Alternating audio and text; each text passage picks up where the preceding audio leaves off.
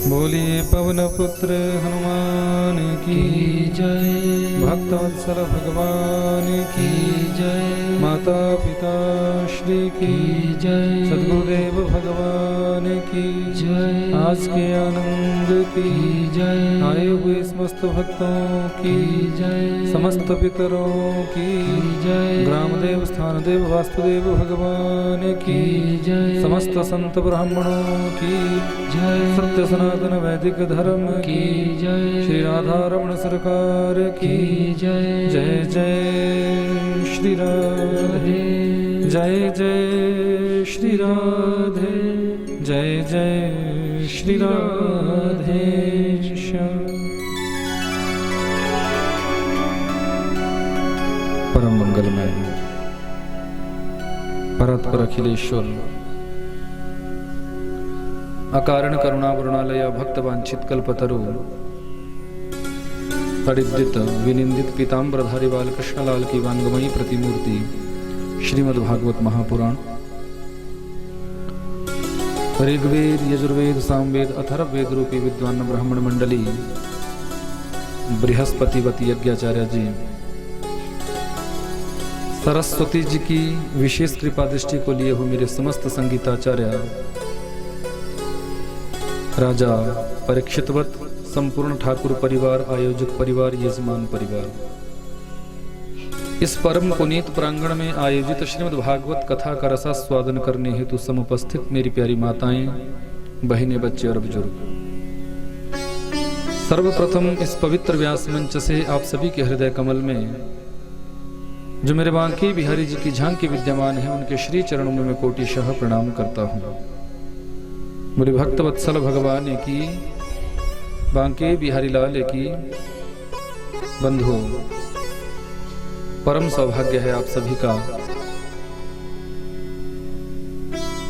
कि ईश्वर की अहेतुकी कृपा का वर्षण आप सभी के ऊपर हुआ। भगवान की ऐसी कथा जो देवताओं के लिए भी दुर्लभ कही गई है वो इस परिवार के सुंदर प्रयोजन से हम सभी को श्रवण करने के लिए प्राप्त हुई। ये ऐसी कथा है जो स्वर्ग के देवताओं के लिए भी दुर्लभ कही गई है। जब राजा परीक्षित को 7 दिनों में मरने का शाप लगता है,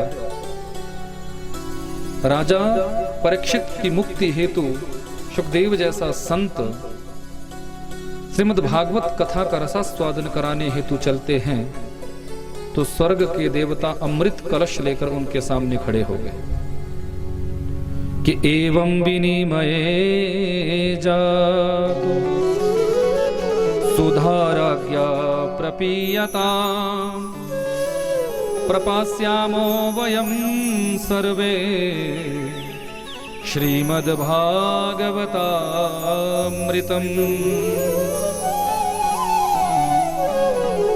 हे सुखदेव जी, आप इस अमृत के कलश को ले जाइए। इस अमृत का पान राजा परीक्षित को करा दीजिए।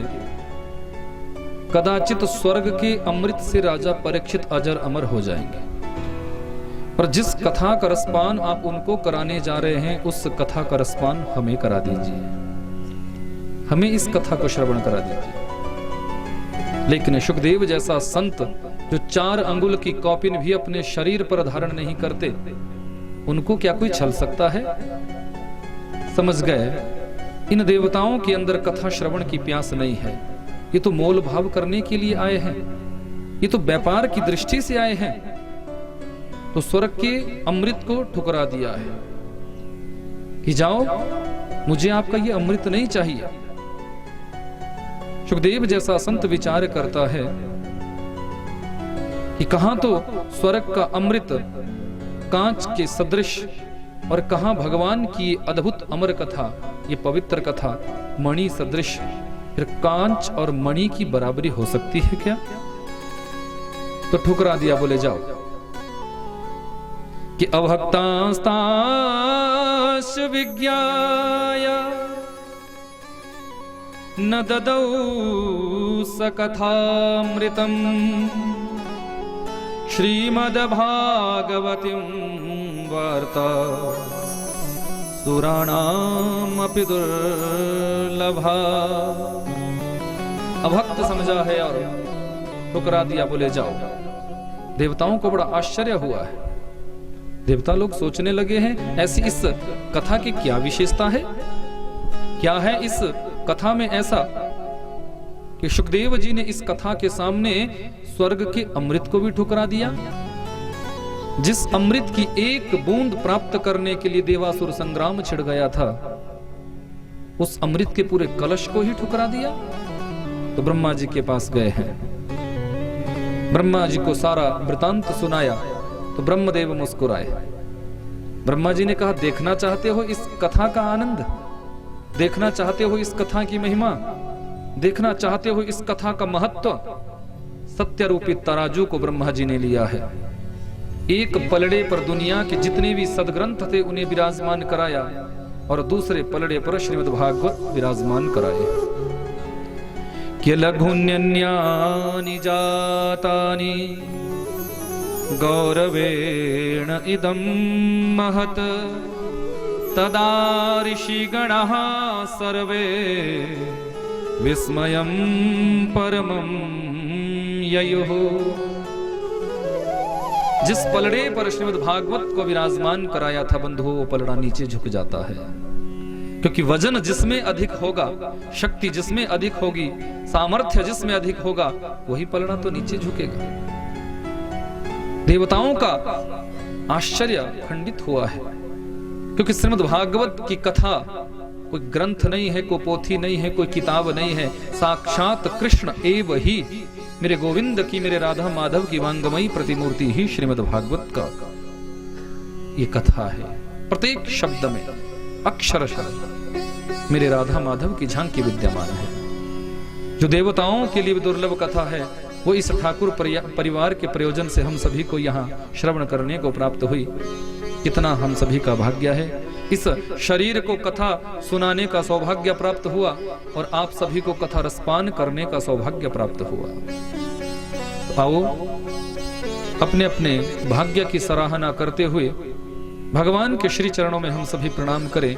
आज विश्राम दिवस की कथा सत्र में मैं प्रवेश करूं, उससे पूर्व चित्त वृत्तियों को शांत करते हुए मन तथा वाणी को सबने पवित्र करना है। सुंदर भाव से 2 घड़ी भगवान नाम संकीर्तन हम करें, राधा रानी के नाम को हम गाएं, उसके बाद फिर आज के कथा सत्र का हम दर्शन। श्री राधे राधे राधे गोविंद राधे, श्री राधे राधे राधे गोविंद राधे, श्री राधे राधे राधे गोविंद राधे, श्री राधे राधे राधे गोविंद राधे, श्री राधे राधे राधे गोविंद राधे, गोविंद राधे गोपाल राधे, गोविंद राधे गोपाल राधे, गोविंद राधे गोपाल राधे, गोविंद राधे गोपाल राधे, श्री राधे राधे राधे गोविंद राधे, श्री राधे राधे राधे गोविंद राधे।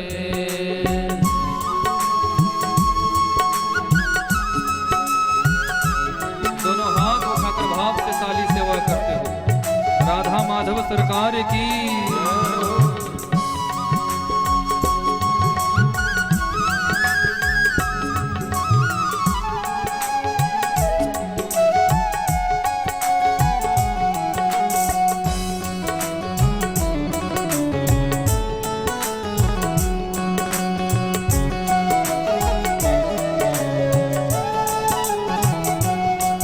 गोविंद राधे गोपाल राधे, गोविंद राधे गोपाल राधे, गोविंद राधे गोपाल राधे, गोविंद राधे गोपाल राधे, श्री राधे राधे राधे राधे राधे गोविंद राधे,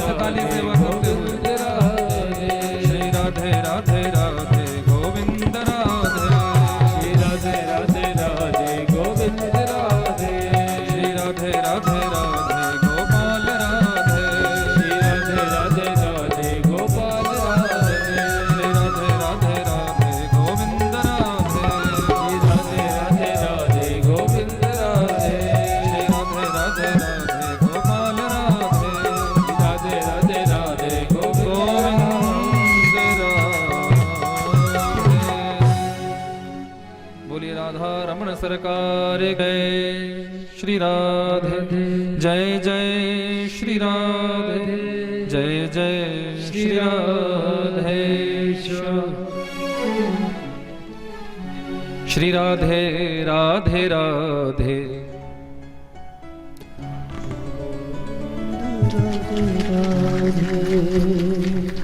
श्री राधे राधे राधे गोविंद राधे श्री राधे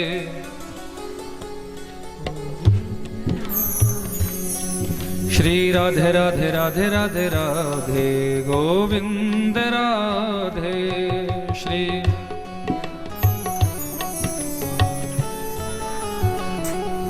श्री राधे राधे राधे गोपाल राधे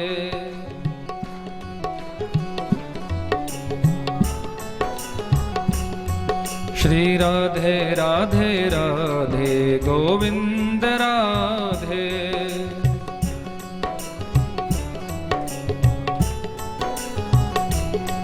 श्री राधे राधे राधे गोपाल राधे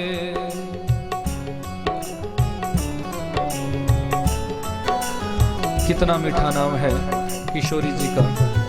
जो भी भक्त किशोरी जी के नाम को गुनगुनाते हैं वो भवसागर से पार उतरते हैं।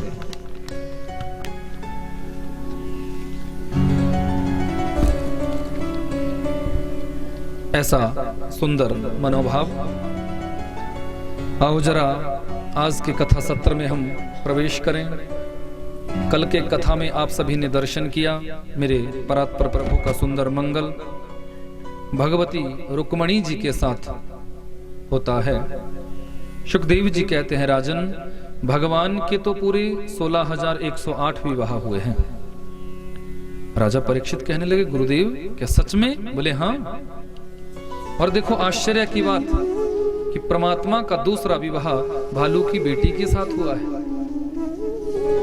अब परीक्षित को ऐसा लगा कि भालू की बेटी के साथ भगवान का विवाह। बोले हाँ गुरुदेव मैं सुनना चाहता हूं, मुझे उस कथा को सुनाओ कि क्या आवश्यकता पड़ी, क्या जरूरत पड़ी भगवान को भालू की बेटी के साथ ब्याह रचाने की।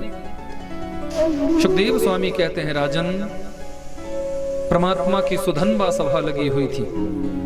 द्वारिका में सत्राजीत नाम का एक राजा आया जिसने अपने कंठ में स्यमंतक मणि धारण कर रखी है। इस स्यमंतक मणि की विशेषता है ये मणि बड़ी अद्भुत चमकती है और चमक के साथ साथ ये मणि जिसके यहाँ रहती है जो इसकी नित्य प्रति पूजा करता है उसे 8 भार स्वर्ण लगभग 250 किलो सोना रोज इस मणि से निकलता है। ऐसी विचित्र है ये मणि। भगवान कहने लगे आओ सत्राजीत आपका स्वागत है, पर एक बात बताओ तुम्हारा कितना बड़ा परिवार है। द्वारिकाधीश एक मेरी पत्नी, एक मेरी वृद्धा माँ, एक मेरा छोटा भाई और एक मेरी पुत्री। अरे कुल 4 सदस्य तुम्हारे परिवार में हैं। इतनी विचित्र मणि लेकर घूमते हो। सुनो यदि तुम्हारा मन बने तो तुम इस मणि को मेरे राज खजाने में जमा करवा सकते हो, क्योंकि इस मणि से जितना स्वर्ण निकलेगा, जितना धन निकलेगा, उस धन का प्रयोग धर्म के कार्यों में किया जाएगा। दीन दुखियों के सहायता में उस धन का प्रयोग किया जाएगा। निर्धन परिवारों की कन्याओं के विवाह में उस धन का प्रयोग किया जाएगा। सत्राजीत कहने लगे द्वारिकाधीश इतने दिनों तक तप साधना करने से मुझे ये विचित्र मणि मिली है। सूर्यदेव की मैंने इतनी उपासना की तब जाके मुझे ये मणि मिली। ऐसे ही इस मणि को आपको मैं क्यों दे दूं? भगवान ने कहा देखो वस्तु आपकी है तो जबरदस्ती तो मैं कर भी नहीं सकता, भैया तुम्हारी इच्छा। अब सत्राजीत यहां से निकला, मणि को उतार कर अपने प्रकोष्ठ में रखा। छोटा भाई प्रसेन आया है और आज कौतूहलवश इस मणि को उठाया और अपने कंठ में धारण कर लिया। इस मणि से जब दिव्य प्रकाश छलकने लगा तो इसका मन हुआ कि आज मैं इस मणि के प्रकाश से रात्रि में जाकर शिकार करूंगा। जंगल में निकला है आखेट खेलने के लिए। कोई सिंह इस चमकती हुई मणि को देखकर दौड़ा है और उस सिंह ने प्रसेन को मार डाला है। उस सिंह ने मणि को लिया, पर उसी समय एक विकराल ऋक्ष, एक विकराल भालू उस सिंह पर टूट पड़ा है और सिंह को मारकर इस मणि को लेकर अपनी गुफा में प्रविष्ट हो गया है। यहां जब 2-4 दिनों तक प्रसेन घर वापिस नहीं आए तो सत्यजीत ने डिंडोरा पिटवा दिया। द्वारिकाधीश मुझसे मणि की याचना कर रहे थे, मैंने उनके मांगने पर भी उन्हें मणि नहीं दिए। अवश्य ही उन्होंने मेरे भाई को भी मरवा डाला और मेरे भाई से मणि को चुरा लिया है। भगवान को आज झूठा कलंक लग गया है। जीवन में एक बात कहूं, इस संसार में यदि कोई विचित्र बात है, कोई बुरी बात है, वो है झूठा कलंक। किसी को झूठा कलंक नहीं लगना चाहिए।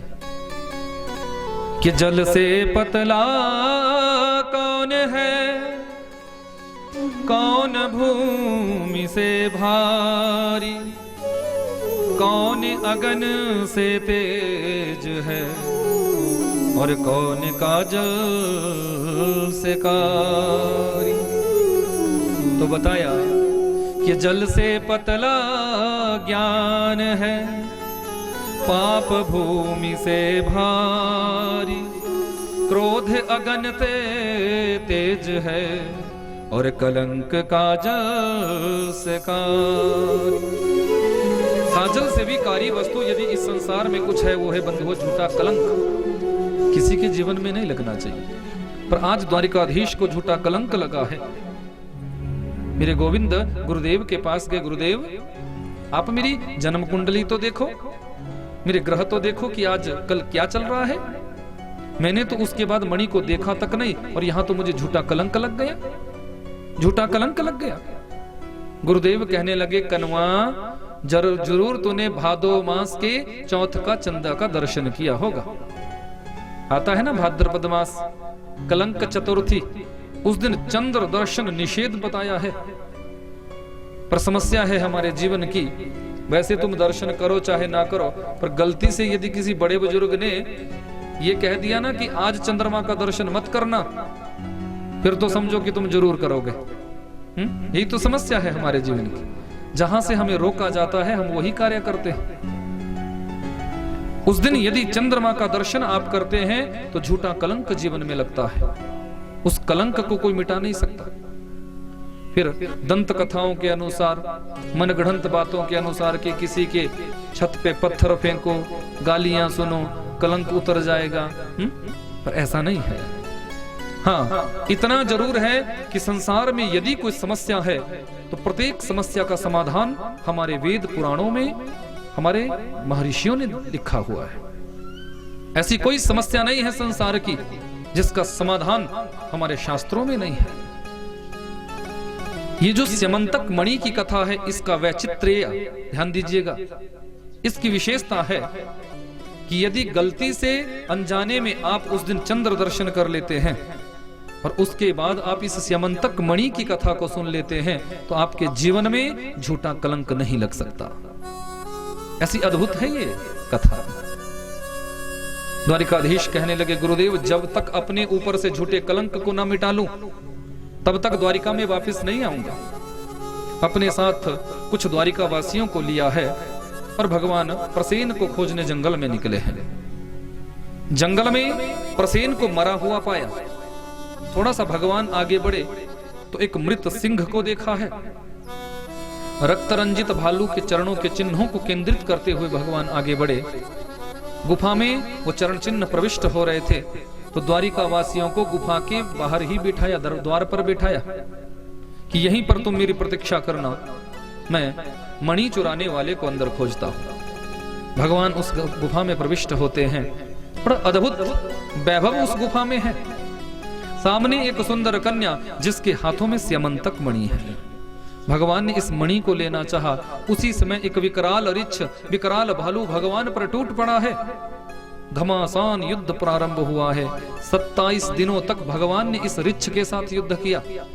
जब इस भालू की नस नस ढीली हो गई तो ये चरणों में गिर पड़ा है, प्रभु मैंने आपको पहचान लिया, आप कोई और नहीं, आप तो मेरे साक्षात रघुवर है। सुखदेव जी कहते हैं, राजन त्रेता युग का समय था। प्रभु श्री राम ने जब राम राज्य की स्थापना करी तो अपने समस्त परिकरों को बुलाया। देखो, यदि मैंने रावण जैसी बुराई का अंत करके इस धरती पर राम राज्य की स्थापना की है, तो आप सबके सहयोग से, अकेला व्यक्ति कुछ नहीं कर सकता, आप सबने भी मेरा इसमें सहयोग दिया है। इसलिए आज मैं आप सभी को कुछ ना कुछ देना चाहता हूं। किसी ने भक्ति मांगी है, किसी ने शक्ति मांगी, किसी ने सामर्थ्य मांगा, किसी ने वैभव मांगा। जो जिसने मांगा प्रभु श्री राम ने उनको वो सब दिया।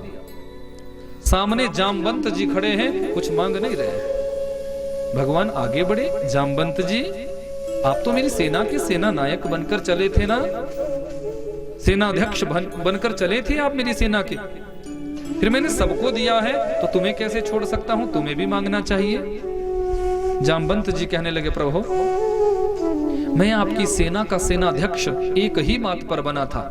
मेरे मन में अभिलाषा थी, मेरे मन में इच्छा थी कि मेरी बराबरी का जो वीर योद्धा रावण की सेना में होगा, उसके साथ मैं युद्ध करके अपनी युद्ध की इच्छा को पूरा करूंगा। पर रावण की सेना में कोई ऐसा वीर योद्धा था ही नहीं जो मेरे बाहुबल के सामने टिक सकता, जो मेरे पुरुषार्थ के सामने टिक सकता। रावण के भी अंदर वो ताकत नहीं थी, वो सामर्थ्य नहीं था जो मेरे पुरुषार्थ के सामने टिक पड़ता। पर प्रभु मैं जानता हूं वो शक्ति, वो सामर्थ्य मेरे रघुवर की भुजाओं में है। तो प्रभु क्यों ना मैं आपके साथ ही दो दो हाथ करूं और अपनी उस इच्छा को पूरा करूं। भगवान मुस्कुराए, जामवंत जी बात तो आपकी बिल्कुल ठीक है, पर मैं ऐसा नहीं कर सकता, क्योंकि मैं मर्यादाओं की स्थापना करने के लिए आया। शास्त्र कहता है स्वामी और सेवक का युद्ध मर्यादित नहीं होता, पिता और पुत्र का युद्ध मर्यादित नहीं होता, गुरु और शिष्य का युद्ध मर्यादित नहीं होता। तो मैं मर्यादाओं को कैसे तोड़ सकता हूं? पर आप चिंता ना करें, आप तो संत हैं, एक समाधि लगाएंगे अगला युग आ जाएगा। इस त्रेता युग में युद्ध की आकांक्षा, युद्ध की इच्छा आपके हृदय में जागृत हुई है। द्वापर के अंत में ब्रजमंडल में जब मैं कृष्णावतार लेकर आऊंगा, उस समय मैं आपकी इस इच्छा को पूरा करूंगा। आज वही त्रेता युग के जामवंत जी हैं जिनके साथ 27 दिनों तक मेरे द्वारिकाधीश ने युद्ध किया है। जब इसकी नस नस ढीली हो गई तो आज चरणों में गिर पड़ा है। प्रभु मुझे परास्त करने वाले प्रभु श्री राम ही हो सकते हैं। आप तो मेरे परात्पर प्रभु है, मैंने आज आपको पहचान लिया। भक्त वत्सल भगवान की अब कोई इच्छा नहीं, अब जाना चाहता हूं प्रभु। पर जाने से पहले एक निवेदन, मेरी ये पुत्री नाम है जामवती। मैं अपनी बेटी जामवती का विवाह आपके साथ करता हूं और भेंट स्वरूप आपको ये सेमंतक मणि देता हूं। हो गया ना भालू की बेटी के साथ ब्याह। अब भगवान ने भालू की बेटी के साथ ब्याह तो रचाया, पर जब लेकर चले तो विचार करने लगे कि द्वारिका में सब क्या कहेंगे, यही मिली। अब देखो, चाहे वो जितनी भी सुंदर रही होगी, पर जैसे माता पिता होते हैं, बच्चों में थोड़ा बहुत रंग रूप तो आता ही है। ज्यादा कुछ नहीं रहा होगा तो बाल वाल तो शरीर में थोड़ा ज्यादा ही रहे होंगे। भालू को तो आपने देखा है कैसे होते हैं। अब भगवान, क्योंकि देखो नाटक करने में तो ये एक नंबर है ही, तो जामवती से कहा, देखो जामवती, हमारे यहाँ की रीत है कि थोड़ा सा नई नवेली दुल्हन को पर्दे में रहना पड़ता है, थोड़ा सा घूंघट निकालो। अब लंबा सा घूंघट निकलवाया और यहां से सूचना भिजवा दी कि जाओ द्वारिका में सूचना दे दो कि द्वारिकाधीश ऐसी कन्या का वर्ण करके आ रहे हैं कि उस जैसी तो पूरी द्वारिका में कोई है ही नहीं। अब देखो, झूठ तो कुछ नहीं था, क्योंकि द्वारिका में तो मनुष्य रहते थे, इंसान रहते थे, भालू थोड़ी भी रहते थे। अब सूचना जैसे ही द्वारिका में गई है, वहां तो पूरा आग की तरह बात फैल गई। और रुक्मणी को जब ये सूचना मिली कि द्वारिकाधीश किसी परम सुंदरी का वर्ण करके आ रहे हैं, तो यहां तो टेंशन हो गई, चिंता हो गई रुक्मणी जी को, क्योंकि कोई भी स्त्री अपने पति के प्रेम को बांट नहीं सकती। रुक्मणी जी को ऐसा लगा कि यदि वो मुझसे सुंदर है तो सीधा सा मतलब है कि अब मुझसे उतना प्रेम नहीं रहेगा उनका जितना उससे रहेगा। अब प्रेम तो उनसे करेंगे, मेरा पत्ता तो हो गया साफ, टेंशन हो गई। और भगवान देखो, सबसे पहले रुक्मणी के पास ही इसको लेकर गए, जामवती को रुक्मणी के पास सबसे पहले लेकर गए। अब घूंघट निकाला हुआ है, इशारा किया, बोले ये बड़ी है, प्रणाम करो। तो जामवती गई है, दीदी प्रणाम करती हूं। अब देखो, रुक्मणी ने आशीर्वाद दिया, जाओ जामवती, मेरा आशीर्वाद है कि तू हूबहू मेरी तरह बन जाए। आशीर्वाद अपने बचाव के लिए दिया। रुक्मणी ने सोचा कि मेरी तरह यदि सुंदरता इसमें रहेगी तो कम से कम प्रेम जो है बराबर रहेगा। मेरे बराबर यदि ये सुंदर रहेगी तो प्रेम भी बराबर रहेगा, कम ज्यादा नहीं होगा। इसलिए क्या कहा कि जाओ, मेरा आशीष है, मेरा आशीर्वाद है, तो हूबहू मेरी तरह हो जाए। अब जैसे ही घूंघट उठाया है, भालू की बेटी जामवती रुक्मणी जैसी परम सुंदरी नारी में परिणित हो गई है। भक्तवत्सल भगवान की यह परमात्मा की विशेषता। भालू की बेटी को भी परम सुंदरी बनवा दिया। सत्यजीत को जब इस बात का पता चला कि मणि को चुराने वाला तो कोई और था और मैंने तो झूठ मूठ में ही उनके ऊपर झूठा कलंक लगा दिया, तो बड़ी गलानी हुई, बड़ी गलानी हुई। सत्यजीत आए हैं, कहा प्रभु मुझे ये स्यमंतक मणि नहीं चाहिए, इस मणि को आप अपने पास रखिए और आपसे मैं संबंध जोड़ना चाहता हूं, रिश्ता जोड़ना चाहता हूं।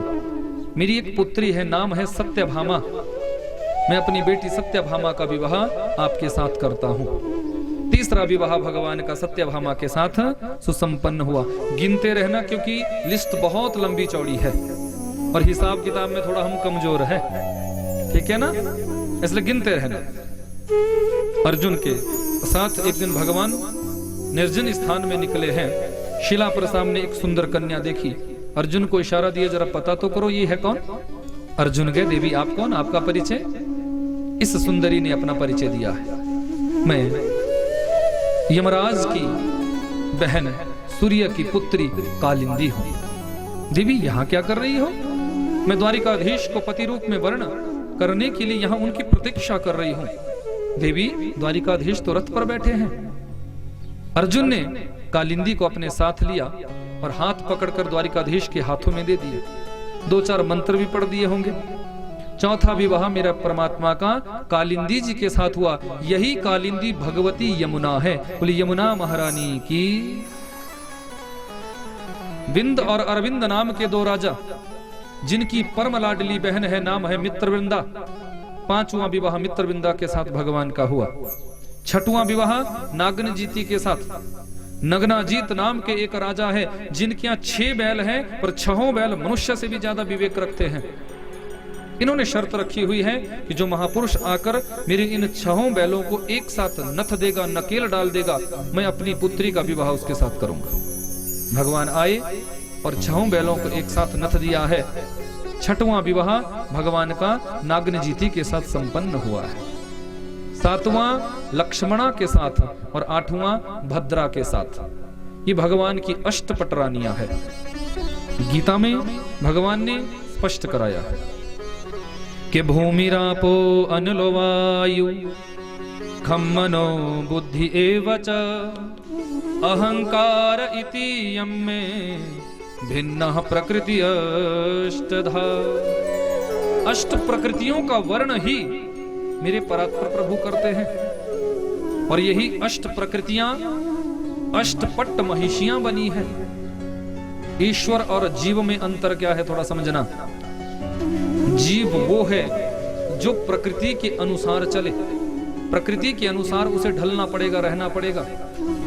और ईश्वर वो है जो संपूर्ण प्रकृति को अपने वश में रखते हैं, अपने अनुसार चलाते हैं, वो ईश्वर है। अधिक कुछ अंतर नहीं। भौमासुर नाम के एक राजा, बल की बहुत अधिकता है, पर अपने बल का दुरुपयोग किया है।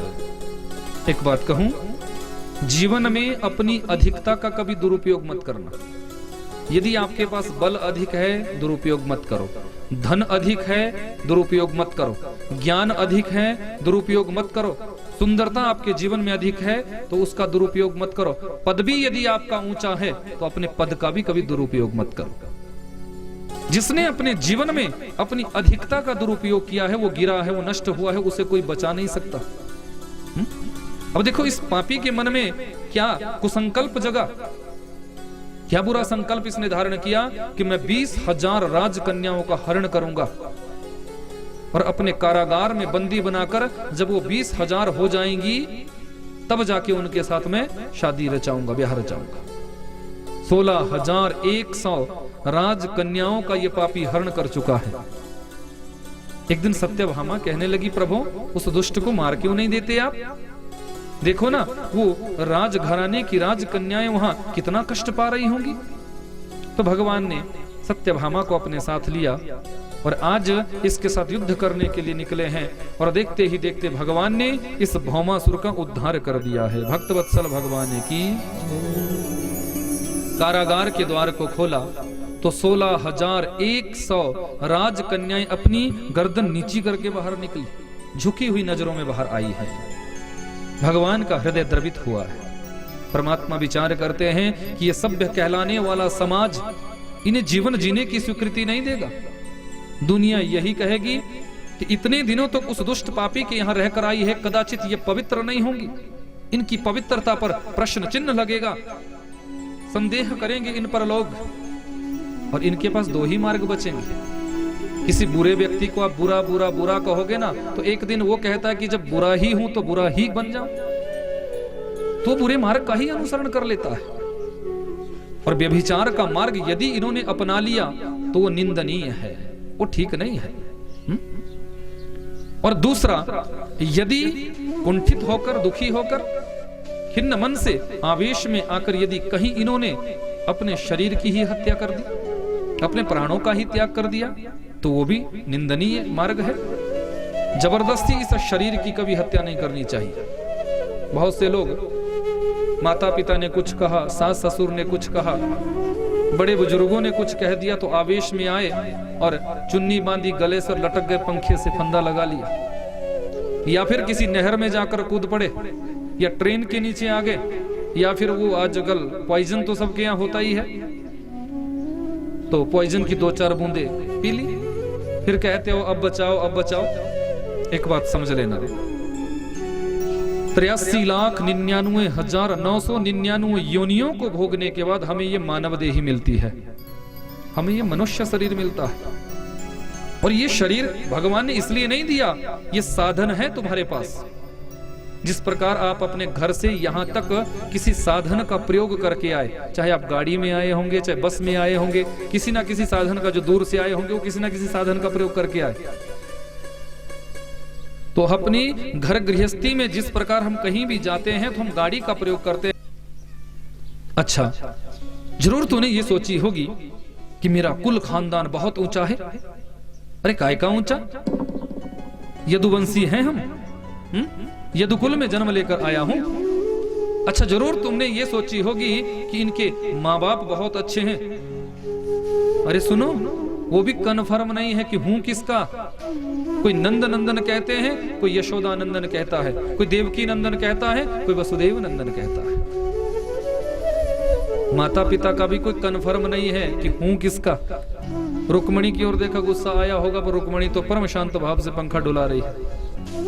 देखा, गुस्सा तो आया ही नहीं। फिर कहा, अच्छा जरूर तूने ये सोची होगी कि मैं सुंदर हूं। अरे काय का सुंदर? यदि सुंदर होता तो लोग मुझे कनुआ नहीं कहते, कृष्ण नहीं कहते, काला नहीं कहते। सुंदर मैं हूं नहीं, वीर मैं हूं नहीं, फिर भी तुमने मुझ जैसे के साथ ब्याह किया।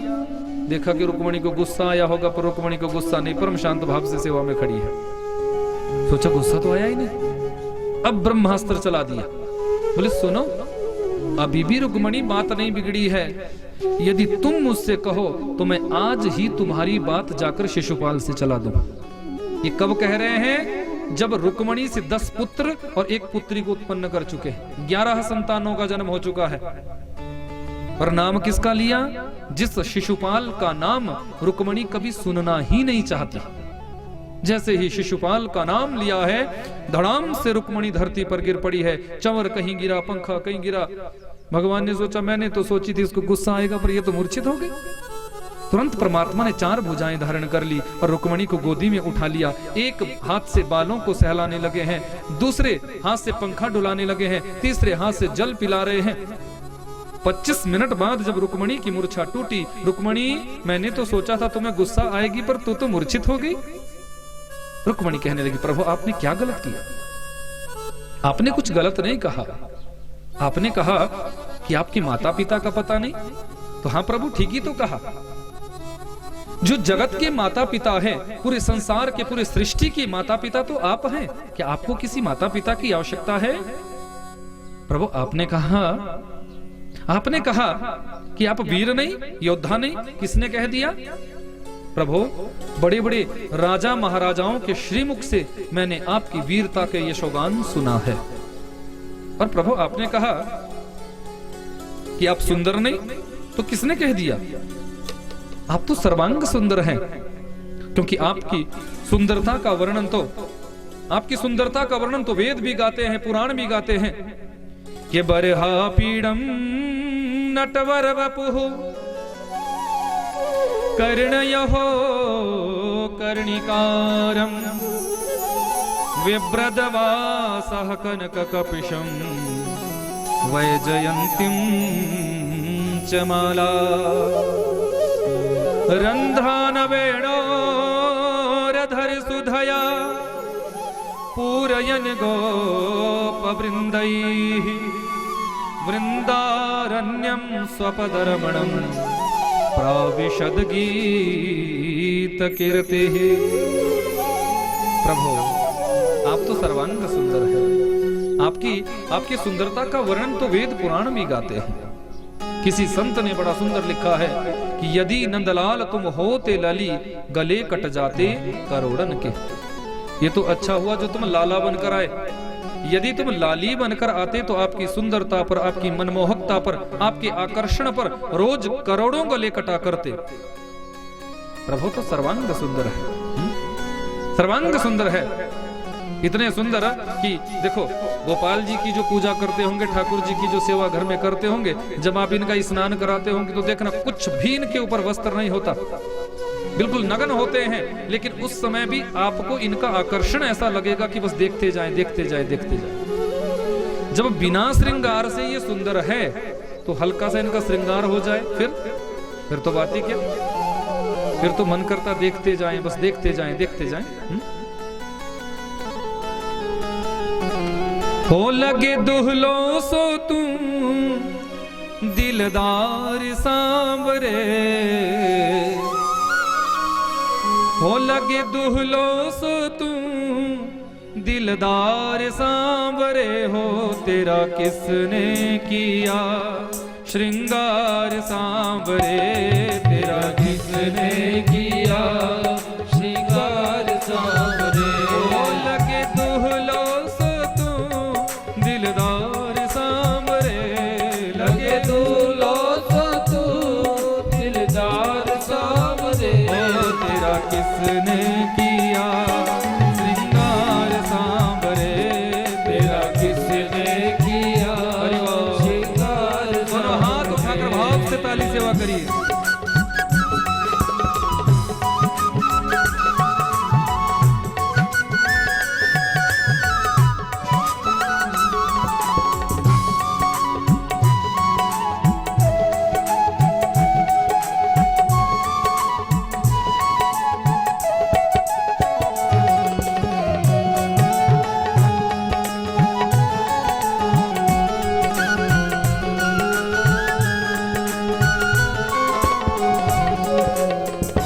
पर मलिया गिर चंदन केशर तिलक लगाया, मस्तक पर मलिया गिर चंदन केसर तिलक लगाया। और मुकुट कानों में कुंडल इत्र बहुत बरसाया, और मुकुट कानों में कुंडल इत्र बहुत बरसाया। मस्तक पर मलिया गिर चंदन केशर तिलक लगाया, मस्तक पर मलिया गिर चंदन केसर तिलक लगाया। और मुकुट कानों में कुंडल इत्र बहुत बरसाया, और मुकुट कानों में कुंडल इत्र बहुत बरसाया। महकता रहे दरबार सांवरे, महकता रहे दरबार सांवरे। तेरा किसने किया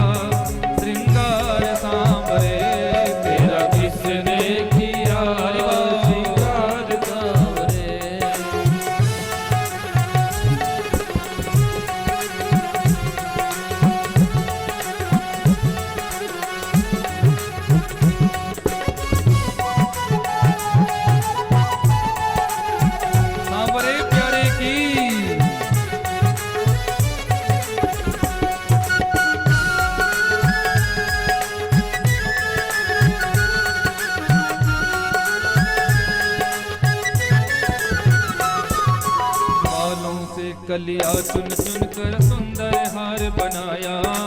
बागों से कलियां चुन चुन कर सुंदर हार बनाया। बागों से कलिया चुन चुन कर सुंदर हार बनाया।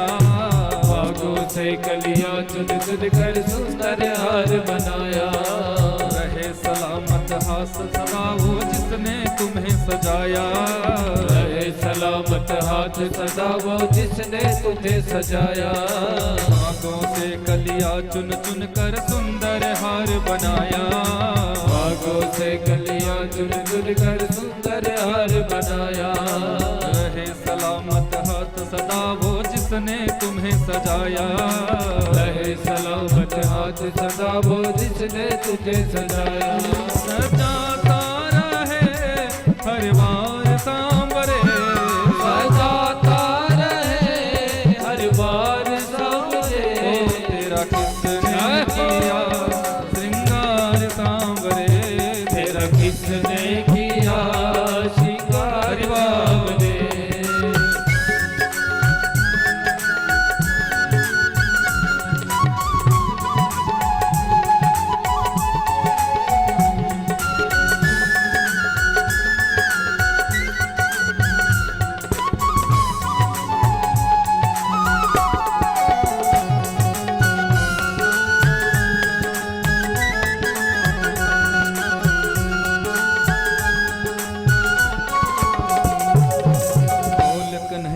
बोल तुझे मैं कौन सा भजन सुनाऊं।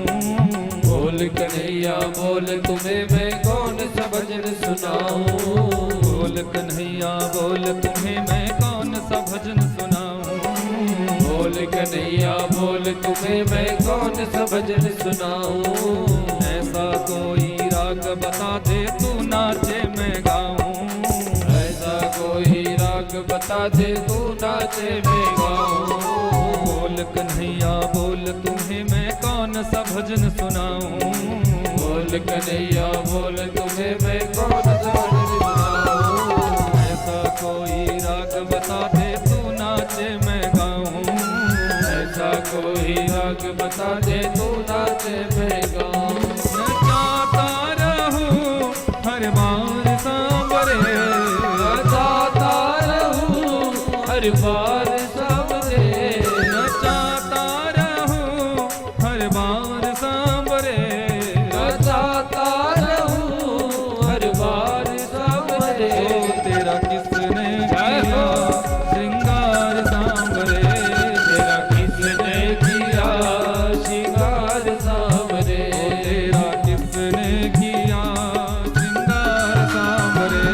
तेरा किसने किया श्रृंगार सांवरे। तेरा किसने किया श्रृंगार सांवरे। तेरा किसने किया श्रृंगार सांवरे।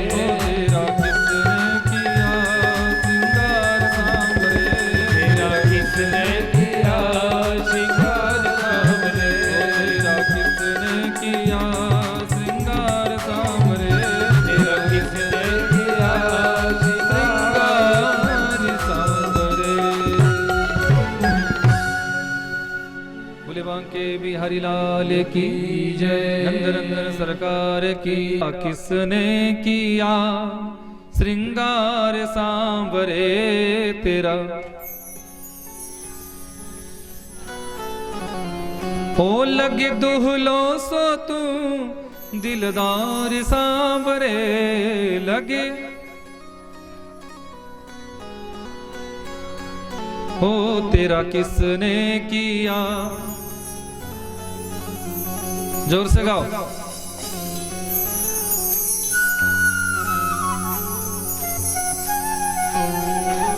मुझे पता है कि आगे आगे वाले लोग ना रात के जगे भी है, क्योंकि जागरण आज पूरी रात का था।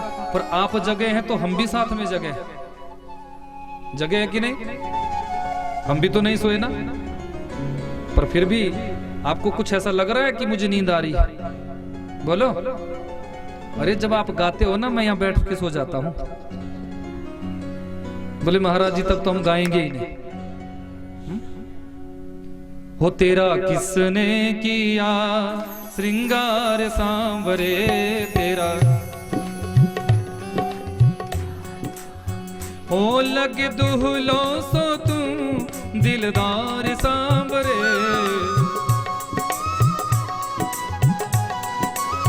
हो तेरा किसने किया श्रृंगार सांवरे तेरा किसने श्रृंगार सांवरे।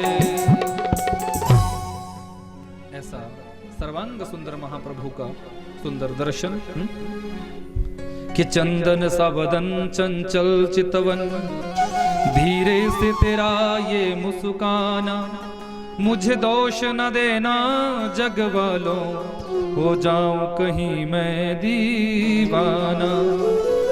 प्यारे तेरी चितवन पर तेरी मनमोहकता पर यदि मैं दीवाना होता हूं तो मेरा क्या दोष है। आप हो ही इतने आकर्षक। बांके बिहारी जी के दरबार में आप जाएंगे वृंदावन तो वहां हर 2 मिनट बाद पर्दा हिलाया जाता है क्योंकि बिहारी जी ऐसे हैं कि यदि कोई भक्त नजरें मिला ले और किसी भक्त पर भाव आ गया तो बिहारी जी वहां से उठकर चल भी पड़ते हैं। ये सत्य घटना है, ऐसा हुआ है। राजस्थान के एक भक्त थे, बिहारी जी में गए, बस नजरें मिली, भक्त का भाव इतना सुंदर था कि मेरे बिहारी जी उस भक्त के पीछे पीछे चल पड़े। जैसे भगवान के भक्त भगवान के पीछे दौड़ते हैं ना, ऐसे भगवान भी अपने भक्तों के पीछे दौड़ते हैं। नहीं दौड़ते? देखो द्रौपदी की चप्पल किसने उठाई थी? बोलो, इन्होंने ही तो उठाई थी। अर्जुन का रथ किसने हाँका था? इन्होंने तो हाँका था। और उसमें भी देखो कितने दयालु है अर्जुन। अर्जुन तुम अपना ध्यान बिल्कुल युद्ध में रखना, जिस भी दिशा में तुम्हें अपना रथ ले जाना हो बोलने की आवश्यकता नहीं। अपने पैर के अंगूठे से यदि दाहिनी ओर रथ ले जाना होगा तो मेरे दाएं कंधे को स्पर्श कर देना, और यदि बाईं ओर तेरा रथ मुझे ले जाना होगा तो अपने चरण से अपने पैर से बायां कंधा स्पर्श कर देना, और सीधा ले जाना होगा तो ठीक पीठ में सेंटर में अपना चरण लगा देना। मैं तेरा रथ उसी दिशा में ले जाऊंगा। ऐसे कृपालु ऐसे दयालु कोई और हो सकते हैं? विचार करो। ये तो मेरा कृष्ण ही हो सकता है, मेरा बांके बिहारी ही हो सकता है।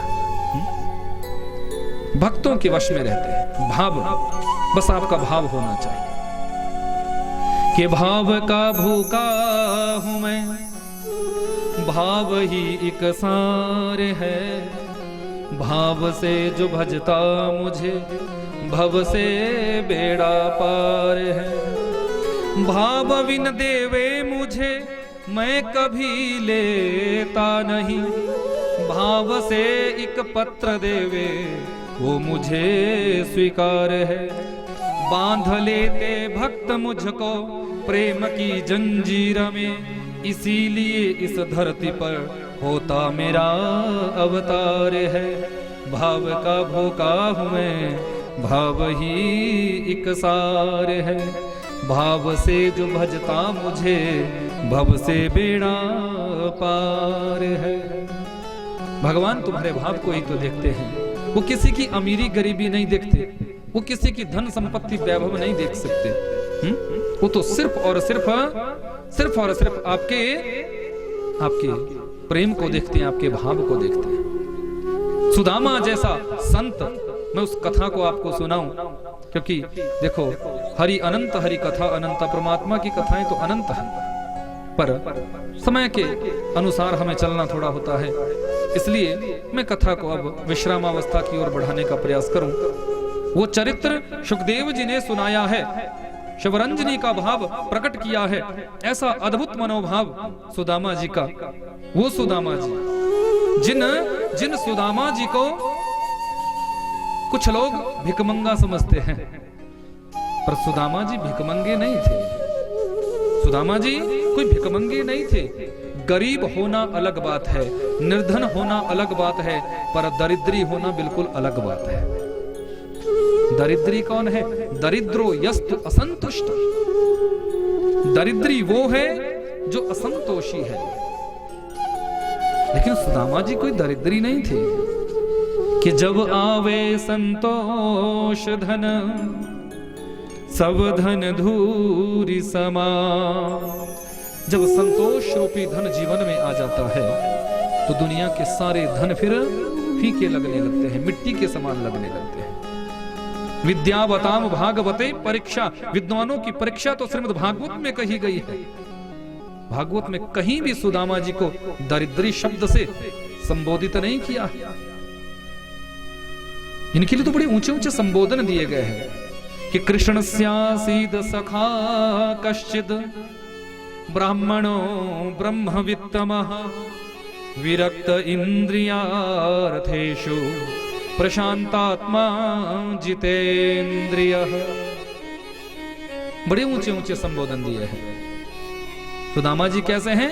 पूर्ण विरक्त है, इंद्रियों पर संयम है कि देखना इंद्रियों के न घोड़े भागे, इनमें हरदम ये संयम के कोड़े लगे, इनको हरदम सुमार्ग चलाते चलो, कृष्ण गोविंद गोपाल गाते चलो।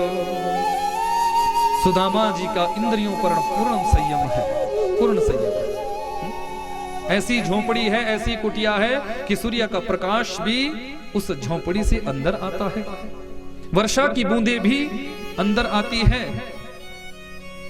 सुबह के खाने की व्यवस्था है तो रात्रि के खाने की कोई व्यवस्था नहीं, और रात्रि के खाने की यदि व्यवस्था होती है तो सुबह के खाने का कोई ठिकाना नहीं।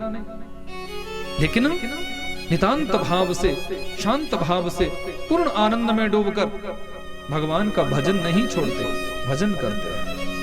याद रखना कि कबीरा सब जग निर्धना, धनवंता नहीं कोई, धनवंता सोई जानिए, जाको राम नाम धन हो।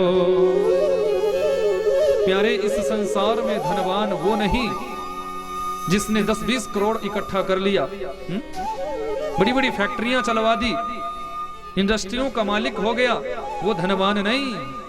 धनवान कौन है? जिसके जीवन में परमात्मा के नाम रूपी धन का खजाना इकट्ठा होता है, वो धनवान है। चंद कागज के टुकड़ों को एकत्रित करने से, सोना चांदी हीरे मोती इन चीजों को इकट्ठा करने से हम धनवान नहीं होते। सच्चा धनवान तो प्यारे वही है जिसके पास परमात्मा का नाम रूपी धन का खजाना है। वही सच्चा शहंशाह है कि चाह गई चिंता नशी, मनवावे परवाह, जिसको कछु नहीं चाहिए वो ही शहंशाह। सच्चा शहंशाह तो वही है जिसकी इच्छाएं समाप्त हो जाती है, तृष्णाओं का जिसके शमन हो गया, जो बेकार की इच्छा अपने जीवन में न रखे, वो सच्चा शहंशाह है। सुदामा जी नितांत निर्धन है, नितांत गरीब है, पर मन में पूर्ण संतोष है। उसी भाव में आनंद में डूबे रहते हैं, उसी भाव में आनंद में डूबे रहते हैं। पत्नी का नाम है सुशीला। पत्नी आई, स्वामी मैंने आपके श्रीमुख से सुना था कि आपके बचपन के मित्र आजकल द्वारिका के राजा बने हुए हैं। अरे देवी, बड़ी चोखी याद दिला दी तूने मुझे। अरे मित्र क्या, हम तो एक साथ खाते थे, एक साथ खेलते थे, एक साथ सोते थे, एक ही गुरुकुल में हम पढ़े लिखे। स्वामी एक बात पूछूं, एक ही गुरुकुल में आप पढ़े, पर आपके मित्र द्वारिका के राजा बन गए और आप? सुदामा जी का उत्तर सुनिएगा। यदि कोई संसार का मित्र होता तो उसके वैभव को देखकर ईर्ष्या हो जाती। आज हमारे सगे संबंधी, इष्ट मित्रों, बंधु भी हमसे ईर्ष्या करने लग जाते हैं। आपका यदि वैभव बढ़ने लगता है तो आपसे ईर्ष्या करने वाले बहुत हो जाएंगे। पर सुदामा जैसे मित्र का दर्शन करना, सुदामा जी का उत्तर क्या है? देवी, यदि मेरा मित्र द्वारिका का राजा है तो मैं भी अपनी कुटिया का राजा हूं। कितनी ऊंची बात है। जो भगवान ने दिया है उसमें संतुष्ट रहना। आजकल के इस जमाने में हम अपने दुखों से दुखी नहीं होते, हम लोग दूसरे के सुखों को देखकर हम दुखी होने लग जाते हैं। कि मेरे पास इतना क्यों नहीं है, इसके पास इतना क्यों है। अरे भले मानुष, तुझे तेरी पात्रता के अनुसार मिला है। जितनी तेरी पात्रता है, जितनी तेरी योग्यता है, उस पात्रता के अनुसार तुम्हें भगवान ने दिया है। फिर तू किसी को, दूसरे को दोषी कैसे ठहरा सकता है? सुदामा जी परम संत है, परम परम भाव में डूबे रहते हैं। मस्तिष्क से दिव्य तेज छलकता है। सुशीला जानती है मांगने के भाव से भेजूंगी, कभी जाने वाले नहीं। निवेदन किया, स्वामी आपका मन नहीं करता कि आप अपने मित्र का दर्शन पाकर आओ, अपने मित्र से मिलकर आओ? क्योंकि जानती है जब ये जाएंगे तो इनकी परिस्थिति को देखकर जरूर कुछ ना कुछ द्वारिकाधीश कृपा करेंगे। अपने लिए नहीं तो अपने बच्चों की मुझे चिंता है। इन छोटे छोटे बच्चों को भूखे सोते हुए मुझसे दिखाई नहीं देता, क्योंकि माँ अपने बच्चे को भूखा सोते हुए देखे तो वो माँ कैसे सो सकती है, कैसे सो सकती है। सुशीला को बड़ी चिंता है, इसलिए कहा, स्वामी क्या आपका मन नहीं होता? देवी मन तो खूब होता है, लेकिन शास्त्र का वचन है, शास्त्र कहते हैं कि पुत्री के यहाँ, बहन के यहाँ, मित्र के यहाँ और गुरु के यहाँ कभी खाली हाथ नहीं जाना चाहिए।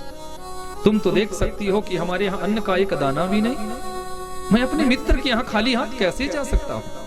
स्वामी आप जाने की तैयारी बनाओ, मैं व्यवस्था करती हूँ। सुशीला यदि चाहती एक इशारा करती तो बोरियों के बोरियां चावलों की आ सकती थी, पर समस्या का समाधान इसमें नहीं था। सुशीला जी को अपने घर की परिस्थिति का दर्शन कराना है, इसलिए याचित्वा चतुरान मुष्टिम। सुशीला 4-5 घरों से चिड़वा मांगकर, चावल मांगकर लाई है। कोई लंबे चावल, कोई छोटे चावल, कोई मोटे चावल, कोई श्याम चावल, कोई पीत चावल। 4-5 घरों से चावल मांगकर एक पोटली में बांधे हैं। स्वामी मेरी ये भेंट अपने मित्र तक जरूर देना, भूलना मत। मेरी ये भेंट उन तक जरूर पहुंचाना, क्योंकि जानती है कि जब अलग अलग घरों के चावल देखेंगे तो समझ जाएंगे कि मेरे मित्र के घर की परिस्थिति का क्या दर्शन है।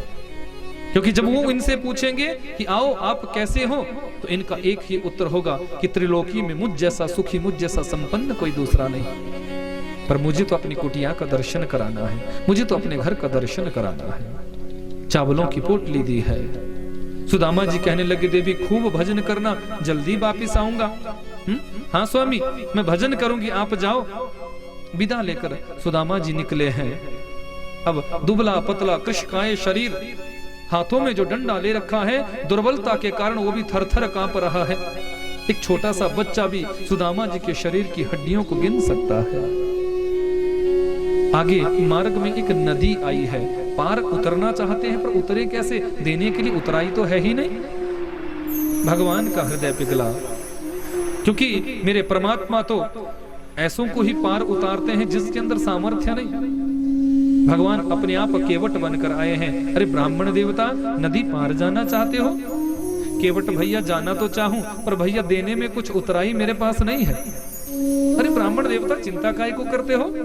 मैं तो आप जैसों को ही पार उतारता हूँ, मुझे बदले में कोई उतराई नहीं चाहिए। सुदामा जी को बड़े प्रेम से नाव में बैठाया है, सर से लेकर पैर तक देख रहे हैं। मेरा सुदामा बदला नहीं, मेरा सुदामा वैसे के वैसा ही है। नदी पार कराई है। जब उतरने लगे तो सुदामा जी ने पूछा, अरे केवट भैया यहां से द्वारिका कितनी दूर है? भगवान कहने लगे, सुनो सुदामा, देखो अभी द्वारिका तो यहां से ज्यादा दूर नहीं, पर यदि मैं आपके शरीर की परिस्थिति का दर्शन करूं तो मुझे लगता है कि अभी 6 महीने और आपको द्वारिका में पहुंचने के लिए लग जाए। मन में भाव उमड़ गया, अरे मुझे नहीं आना तेरी द्वारिका, 100 बार गर्ज पड़े तो बुलाना। 6 महीने चलते चलते हो गए, अभी और 6 महीने लगेंगे। मेरी ब्राह्मणी वहां अकेली है, वहीं नदी के किनारे आधी धोती नीचे बिछाई है और आधी धोती ऊपर ओढ़ी है। सुदामा मान में आकर आत्मीयता के प्रति रूठना ही मान होता है, वहीं रूठ गए, रूठ कर सो गए। भगवान का हृदय पिघला। जैसे ही सुदामा जी की आंख खुली, एक स्वर्णमयी नगरी का सुदामा जी ने दर्शन किया है। जय श्री कृष्ण, जय श्री कृष्ण की ध्वनि प्रस्फुटित हो रही है। आते जाते पथिक जय श्री कृष्ण कह रहे हैं। अरे जाने वाले भैया, एक बात बताना, इस नगरी का क्या नाम है? हे ब्राह्मण देवता, इस नगरी का नाम द्वारिकापुरी है। अच्छा, इस नगरी के राजा का क्या नाम है? बोले श्री श्री राजाधिराज महाराज श्री कृष्ण चंद्र जी महाराज। हे भगवान, मेरे कनुआ को कितने ऊंचे ऊंचे संबोधन दिए जा रहे हैं। अब द्वारिका में कौन जाने कनुआ या कौन जाने कन्हैया, ये तो बचपन का नाम है ना। ये द्वार पर जय और विजय पहरा देते हैं। जय और विजय ने सर से लेकर पैर तक इस दिव्य ब्राह्मण का दर्शन किया तो साष्टांग प्रणाम किया है। हे ब्राह्मण देवता, इस समय हमारे महाप्रभु विश्रामावस्था में है, पर हम आपके आने की सूचना उनको देकर आते हैं। आप किंचित यहाँ विश्राम करें। जय और विजय दौड़े हैं। भगवान अपनी पट्ट महिषियों के साथ, अपनी पट्ट रानियों के साथ चौरस खेल रहे थे। प्रभु, यदि आपके विश्राम में हमने कोई विघ्न किया हो तो क्षमा चाहते हैं, पर प्रभु परिस्थिति ही कुछ ऐसी बनी कि हम अपने आप को रोक नहीं पाए। हे अन्नदाता, इतने वर्ष हो गए आपके द्वार पर हमें सेवा देते देते, पर आज तक हमने अपने संपूर्ण जीवन में इससे पहले आज तक आपके द्वार पर कभी कोई ऐसा विप्र नहीं देखा, ऐसा ब्राह्मण हमने पहले द्वार पर नहीं देखा। प्रभु, के शीश पगान झगातन पे प्रभु जाने को आही वसो के ही ग्रामा। हे प्रभु, कि धोती फटी सिलटी दुपटी और पाँव उपा नहीं की नहीं श्यामा। द्वार खड़ो द्विज दुर्बल एक, रहियो चकिसो वसुधा अभिरामा। पूछत दीन दयालु कुधा, बताव तो आपनो नाम सुदामा। सुदामा जी का वर्णन सुनाते सुनाते द्वारपाल रो पड़े हैं। प्रभु, ऐसा विप्र शरीर पर एक धोती पहनी हुई है, वो भी 20 जगह से फटी हुई है। सर छुपाने के लिए टोपी नहीं है, पैरों में डालने के लिए कोई पादुका नहीं है, कोई खड़ाव नहीं है। कृशकाय शरीर है, छोटा बच्चा भी शरीर की हड्डियों को गिन सकता है। मस्तिष्क से दिव्य तेज छलक रहा है और प्रभु अपना नाम सुदामा बता रहा है, अपने आप को अपना आपके बचपन का मित्र बता रहा है। सुदामा नाम जैसे ही मेरे परमात्मा के कानों में पड़ा है, भगवान उसी परिस्थिति में दौड़ पड़े हैं। पीतांबर धरती पर गिर पड़ा, सारी रानियां पीछे दौड़ रही है, मंत्री संतरी सब पीछे दौड़ रहे हैं। 7 ड्योढ़ियों को भगवान ने पार किया। सुदामा जी को देखकर तुरंत अपने हृदय कमल से लगा लिया, हृदय से लगा लिया। सुदामा, अरे मित्र, अब तक कहां थे, कहां थे? बड़ी देर कर दी मित्र आने में। मैं कब से तुम्हारी प्रतीक्षा कर रहा था, आपने बड़ी देर कर दी आने की। सुदामा जी को देखकर आज करुणा निधान रो पड़े हैं, रो पड़े हैं। किसी ने भगवान को कभी रोते हुए नहीं देखा था। विषम से विषम परिस्थिति पड़ने पर भी, विकट से विकट परिस्थिति पड़ने पर भी भगवान कभी रोए नहीं थे। बड़े से बड़ा दुख आने पर भी भगवान कभी रोए नहीं थे, पर आज सुदामा जी की परिस्थिति को देखकर भगवान रो रहे हैं। ससम्मान भगवान ने सुदामा जी को अंतःपुर में प्रवेश कराया है। भागवत जी में तो स्पष्ट लिखा है कि अपने स्वर्णमयी सिंहासन पर आज भगवान ने सुदामा जी को विराजमान कराया। स्वर्णमयी सिंहासन पर अपने आप चरणों में बैठ गए हैं। सुदामा जी के चरणों में बैठे तो सुदामा जी को संकोच हो रहा है। अरे मित्र, यहाँ तुम राजाधिराज हो, अरे भैया मेरे चरणों में बैठकर कहीं तुम्हारी गरिमा कम ना हो जाए, तुम्हारा वैभव कम ना हो जाए। पर भगवान बड़ी ऊंची बात कहते हैं, सुदामा, तुझ जैसे ब्राह्मण के चरणों में बैठकर, तुझ जैसे ब्राह्मण के चरणों में विराजमान होकर मेरा वैभव कम नहीं होगा भैया, मेरा वैभव तो और ज्यादा बढ़ जाएगा। कितनी ऊंची बात है। भगवान करुणा निधान है, दयालु है, कृपालु है। सुदामा जी के चरणों में बैठे हैं, सुदामा जी के चरणों को अपने हाथों में लिया है। रुक्मणी को इशारा किया, रुक्मणी, ऐसा विप्र दोबारा तेरे द्वार पर नहीं आएगा, ऐसा तेजस्वी ब्राह्मण, ऐसा साधक संत दोबारा तेरे द्वार पर नहीं आएगा। रुक्मणी दौड़ी है, स्वर्णमय पात्र में जल लेकर आई है हाथों में स्वर्णमयी पात्र में जल भरा हुआ है। रुक्मिणी खड़ी है, मूक बनकर स्तब्ध है, पूरी सभा स्तब्ध है, सारे द्वारिकावासी स्तब्ध है कि इस विप्र का ऐसा कौन सा पुण्य कर्म है जो भगवान इतना सम्मान दे रहे हैं। भगवान ने सुदामा जी के चरणों को अपने हाथों में लिया है और जैसे ही चरणों की परिस्थिति को देखा है, मेरे करुणा निधान रो पड़े हैं कि देखी सुदामा की दीन दशा, करुणा करके करुणा निधि रोए, पानी परात को हाथ छो नहीं, नैनन के जल सो पग धोए। रुक्मिणी जिस पात्र में जल लेकर खड़ी है, उस जल की तो आवश्यकता ही भगवान को नहीं पड़ी है।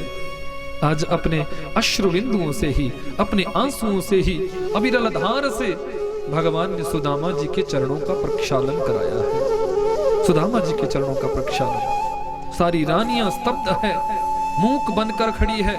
कितनी ऊंची तपस्या होगी इस ब्राह्मण की, कितनी ऊंची साधना होगी इस विप्र की, कि भगवान ने अपने अश्रु बिंदुओं से ही इसके चरणों का प्रक्षालन करा दिया।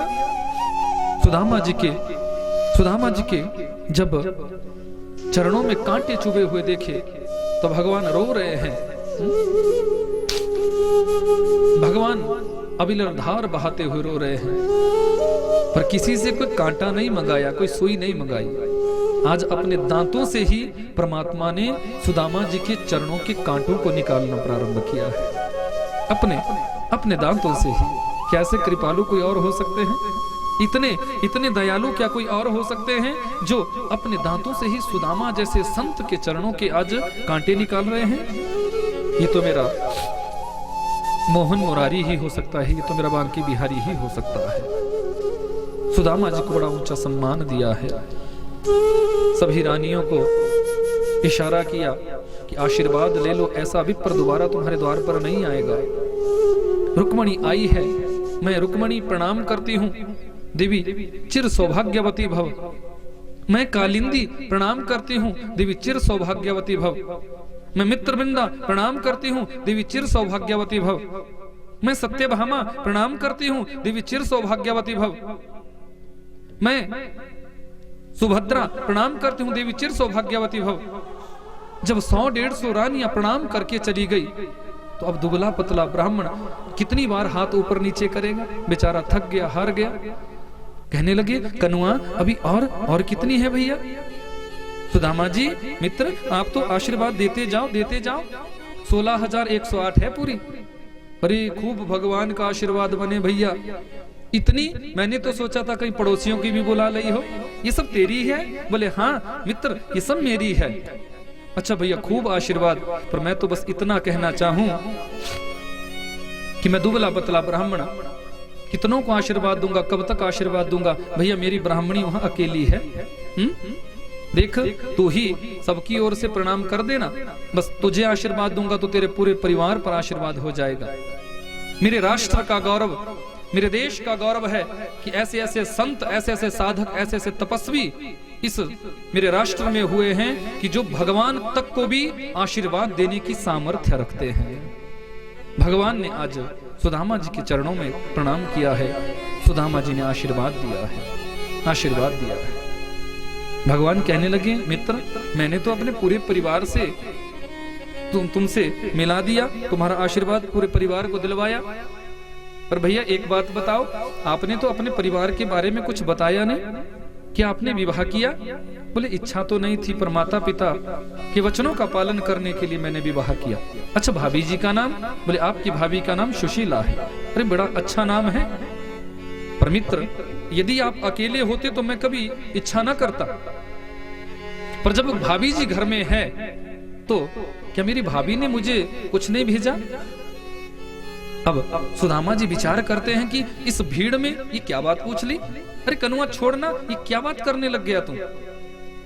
अब सुदामा जी चाहते हैं कि यदि मैं इस चावलों की पोटली को निकाल कर द्वारिकाधीश को देता हूं तो बड़े बड़े राजघरानों की ये नारियां, ये पट्ट महिषियां, ये पटरानियां क्या विचार करेंगी? कि जिस ब्राह्मण के लिए इतना रो रहे थे, उस ब्राह्मण के यहाँ लाने के लिए भी कुछ नहीं था, उस मित्र के पास भेंट लाने के लिए भी कुछ नहीं था, वो भी 4-5 घरों से चावल मांग कर लाया है। तो कहीं मेरे मित्र का अपमान ना हो जाए, कहीं मेरे मित्र के वैभव पर कोई बात ना आ जाए, इसलिए सुदामा जी उस चावलों की पोटली को छुपा रहे हैं। पर भगवान जानते हैं, सुदामा आज तुझे ये गलती करने नहीं दूंगा, आज तुझे ये गलती करने नहीं दूंगा। जबरदस्ती भगवान ने चावलों की पोटली को छीना है। जैसे ही चावलों की पोटली को खोला है, मेरे परमात्मा रो रहे हैं, सुदामा मैंने तुमसे पूछी कि तुम कैसे हो, तुम्हारा उत्तर था कि त्रिलोकी में मुझ जैसा संपन्न, मुझ जैसा सुखी कोई दूसरा नहीं। तुम कितने सुखी हो, कितने संपन्न हो, ये तो इन चावलों को देखकर मैं जान सकता हूं। मित्र, तुम कितने सुखी हो, मैं आज दर्शन कर रहा हूं। पर आज के बाद तुम्हारे जीवन में निर्धनता नहीं रहने दूंगा, तुम्हारे जीवन में विपन्नता नहीं रहने दूंगा, संपन्नता ही संपन्नता तुम्हारे जीवन में बन जाएगी। भगवान ने एक मुट्ठी चिड़वा उठाया है और अपने मुख में डाला, आशीर्वाद दे दिया, अनेन जाओ, स्वर्ग धरती के एक छत्र सम्राट का जो सुख है सुदामा मैं तुम्हारी झोली में डालता हूं। दूसरी मुट्ठी उठाई है, मुख में डालने लगे हैं, आशीर्वाद दे दिया, जाओ, स्वर्ग के राजा इंद्र का जो सुख है सुदामा वो तुम्हारी झोली में डालता हूं। तीसरी मुट्ठी उठाई है, मुंह में डालने ही लगे थे, पर रुक्मणी ने हाथ पकड़ लिया। स्वामी, चावल कच्चे हैं, अधिक खाएंगे तो पेट में दर्द हो जाएगा। और इशारे इशारे में कह भी दिया, इस ब्राह्मण पर ज्यादा बरस रहे हो आज। यदि सब कुछ इस विप्र को दे दोगे तो हम 16,108 है, भरा पूरा परिवार है आपका, कहां लेकर जाओगे हमें। जब व्यंग्यात्मक भाव से इशारा दिया है तो भगवान ने भी कह दिया, रुक्मणी अभिमान है ना तुझे मेरी पट्ट महिषी बनने का, आज अभिमान है ना तुम्हारे अंदर मेरी पटरानी बनने का। तो सुनो, यदि वो ब्राह्मण देवता तुम्हारे प्रेम पत्र को लेकर मेरे पास नहीं आते, यदि तुम्हारे द्वारा लिखा गया वो प्रेम पत्र ब्राह्मण देवता मेरे पास नहीं पहुंचाते, तो क्या आज आप मेरी पटरानी होती। रुक्मणी कि विप्र प्रसादात धरणी धरोहम, विप्र प्रसादात कमलावरोहम, विप्र प्रसादात अजितो जितोहम, विप्र प्रसादात मम नाम राम। हे रुक्मणी, यदि मैं तुझ लक्ष्मी का वर्ण करता हूं तो इन ब्राह्मणों की कृपा प्रसाद से, यदि मैं अजय हूं, मुझे कोई जीत नहीं सकता, तो इन ब्राह्मणों के आशीर्वाद से, यदि मेरा नाम राम और कृष्ण होता है तो वो भी इन ब्राह्मणों के आशीर्वाद से। कितना ऊंचा सम्मान ब्राह्मणों को भगवान ने दिया। एक निवेदन करना चाहूंगा आपसे, मैं ब्राह्मण हूं इसलिए नहीं बोल रहा हूं, पर दुनिया के जितने ब्राह्मण हैं, जितने संत हैं, जीवन में उनका सम्मान करना। तुम्हारे यहाँ कोई भी विप्र आता है, कोई भी ब्राह्मण आता है, वो तुमसे लेने का इच्छुक नहीं होता कि तुम कुछ दो तो ही वो आशीर्वाद देगा, नहीं। यदि किसी ब्राह्मण को तुम प्रणाम भी करते हो, नतमस्तक भी उसके सामने होते हो, तो ब्राह्मण तो ऐसे सरल स्वभाव के होते हैं कि उनका हृदय तो पिघल जाता है और तुरंत आपको ढेरों सारे आशीर्वाद दे देते हैं बिना कुछ इच्छा की। तुम सामर्थ्य हो तो दो, पर सामर्थ्य ना है मत दो। पर किसी ब्राह्मण का, यदि ब्राह्मण का कोई छोटा बच्चा भी है ना, उसकी भी कभी निंदा मत करना। जिसने ब्राह्मणों का अपमान किया है, जिसने ब्राह्मणों की निंदा की है, वो गिरा है, नष्ट हुआ है, उसे कोई बचा नहीं सकता।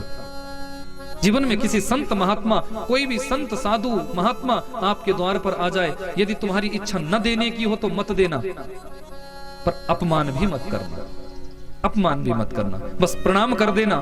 प्रणाम करने में ही तुम्हें पूरा फल मिल जाएगा। जिसने भी शास्त्र को उठाकर देख लेना, जितने भी हमारे पुराण हैं, वेद है, उपनिषदें हैं, हर जगह भगवान ने ब्राह्मणों को सम्मान दिया है, क्योंकि दो ही मुख इस संसार में परमात्मा के हैं, एक ब्राह्मण और दूसरे अग्नि। अग्नि में तुम आहुति देते हो, स्वाहा परमात्मा तक पहुंच जाती है, और ब्राह्मण तुम्हारे घर में जीमता है, तुम उसे भोजन दक्षिणा देते हो, मनपसंद भोजन कराते हो, वो विप्र देवता कहता है आहा मेरा ठाकुर रिझता है, मेरा ठाकुर प्रसन्न हो जाता है। इसलिए अपने जीवन में संत ब्राह्मणों का सदैव सम्मान करना। सुदामा जी को भगवान ने त्रिलोकी का वैभव दे दिया था, त्रिलोकी का वैभव, और अपने पूरे परिवार को यह दर्शन कराया कि ब्राह्मणों का यदि कोई दोषी हो जाएगा, ब्राह्मणों का यदि कोई निंदक हो जाएगा, संत महापुरुषों का यदि कोई अपमान करेगा तो उसे नष्ट होने से मैं भी नहीं बचाता। क्योंकि 56 करोड़ से अधिक यदुवंशी इस धरती पर हो गए थे, ऐसा भागवत में लिखा है। भगवान ने इन 56 करोड़ यदुवंशियों की बुद्धि का हरण किया। देखो यदुकुल नष्ट कैसे हुआ? सिर्फ और सिर्फ संतों का अपराध करने से। उच्छृंखल हो गए थे यदुकुल के बालक। सांब नामक पुत्र को दुल्हन बनाया गया, स्त्री बनाया गया, लंबा घूंघट निकलवाया और उसके पेट में वस्त्रों को लपेटकर दुर्वासा जैसे संत जहां सत्संग कर रहे थे उनके बीच में खड़ा कर दिया। बताओ कि इस स्त्री के पेट से क्या जन्म लेगा? ये गर्भिणी है, इस गर्भिणी के पेट से क्या जन्मेगा? संतों को लगा कि देखो इतने उच्छृंखल हो गए हैं यदुवंशियों के बालक, इन्हें मर्यादा का पता नहीं, संतों का परीक्षण करने के लिए चले हैं। तो शाप दे दिया, जाओ मूसलम कुलनाशनम, इनके पेट से जो निकलेगा वो तुम्हारे कुल को नष्ट करने वाला है। अब घबराए हैं, दौड़े हैं, उग्रसेन के पास पहुंचे। पेट से मूसल गिरा। उग्रसेन ने कहा कि इस मूसल को नष्ट कर दो। समुद्र के किनारे उस मूसल को घिसा गया है, वो छोटे छोटे कणों में विभक्त हुआ। समुद्र के फेन के साथ साथ किनारे किनारे वो मूसल के कण बिखरे हैं। उसी से एरका नाम घास की उत्पत्ति हुई है। अंतिम टुकड़ा बचा है, उसको समुद्र में फेंका गया। मछली ने निगला, मछुआरे ने जाल फेंका, मछली फंसी, पेट को चीरा तो लोहे का चमकता हुआ टुकड़ा अपनी बाण की नोक में लगाया कि इससे शिकार करूंगा। यहाँ मेरे परमात्मा अपनी लीलाओं का संभरण करते हैं कि अब द्वापर का अंत और कलयुग का प्रारंभ हो रहा है, मुझे धराधाम को छोड़कर जाना है। तो अपनी 16,108 रानियों को अर्जुन के साथ ब्रजमंडल में भेजना चाहा, वृंदावन भेजना चाहा, पर मार्ग में अपने आप भील बनकर अपनी रानियों का हरण करते हैं और अर्जुन को युद्ध में परास्त करके अर्जुन का अभिमान खंडित करते हैं। अपनी समस्त रानियों को गोलोक धाम की प्राप्ति कराई। ब्रजवासी जो थे, जो भगवान के अनन्य उपासक थे, उनकी भगवान ने रक्षा की। पर जो उच्छृंखल यदुवंशी थे वो आपस में ही लड़ने लगे। मदिरा का पान किया, बुद्धि भ्रष्ट हुई, भगवान ने बुद्धि का हरण कर लिया। मेरी पत्नी अच्छी, तेरी पत्नी अच्छी नहीं, मेरे बच्चे अच्छे, तेरे बच्चे अच्छे नहीं, मेरा घर अच्छा, तेरा घर अच्छा नहीं। बेवजह की बातों पर इनमें युद्ध प्रारंभ हुआ।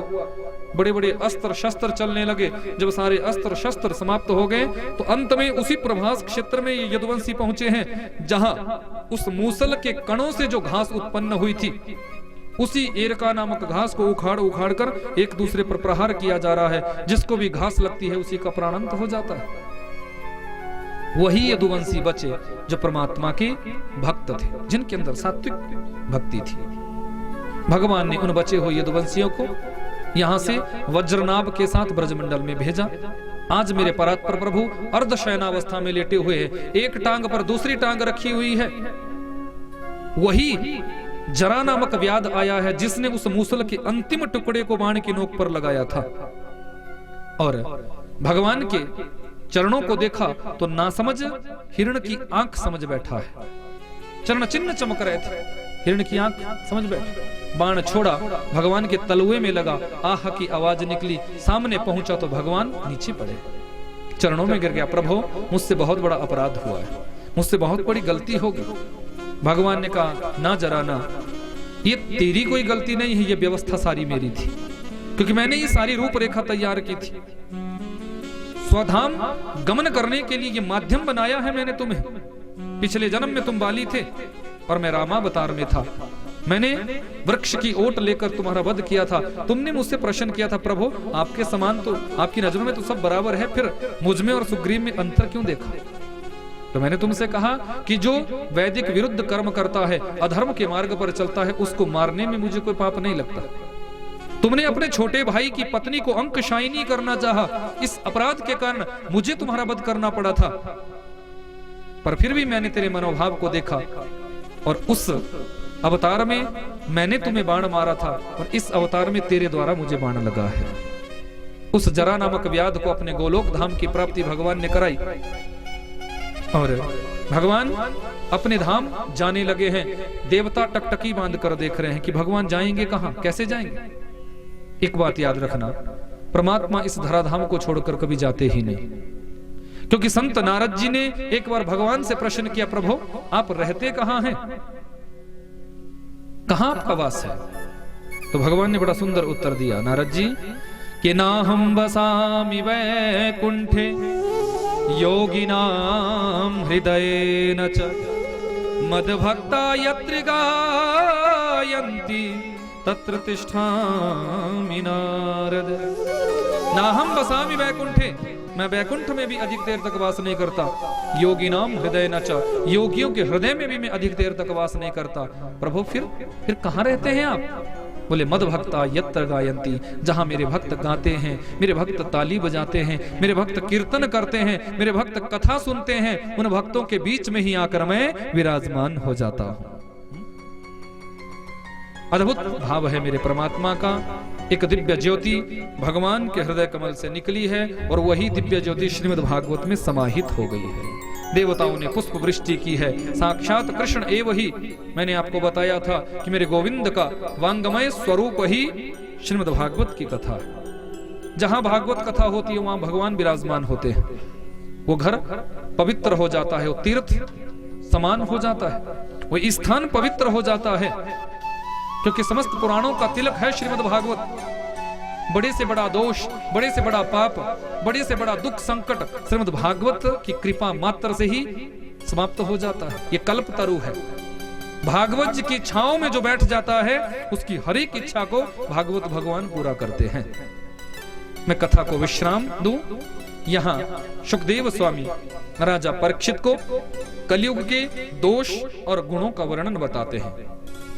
राजन के कलयुग केवल नाम आधारा, सुमिर सुमिर नर उतरहि पारा।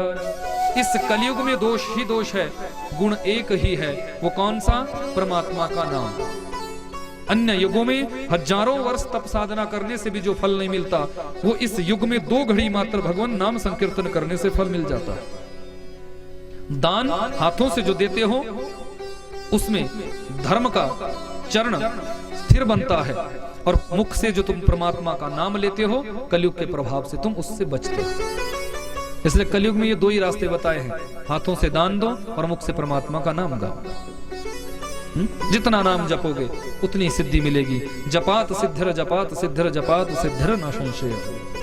जितना नाम गाओ, चलते फिरते उठते बैठते हर एक परिस्थिति में भगवान नाम संकीर्तन करना चाहिए।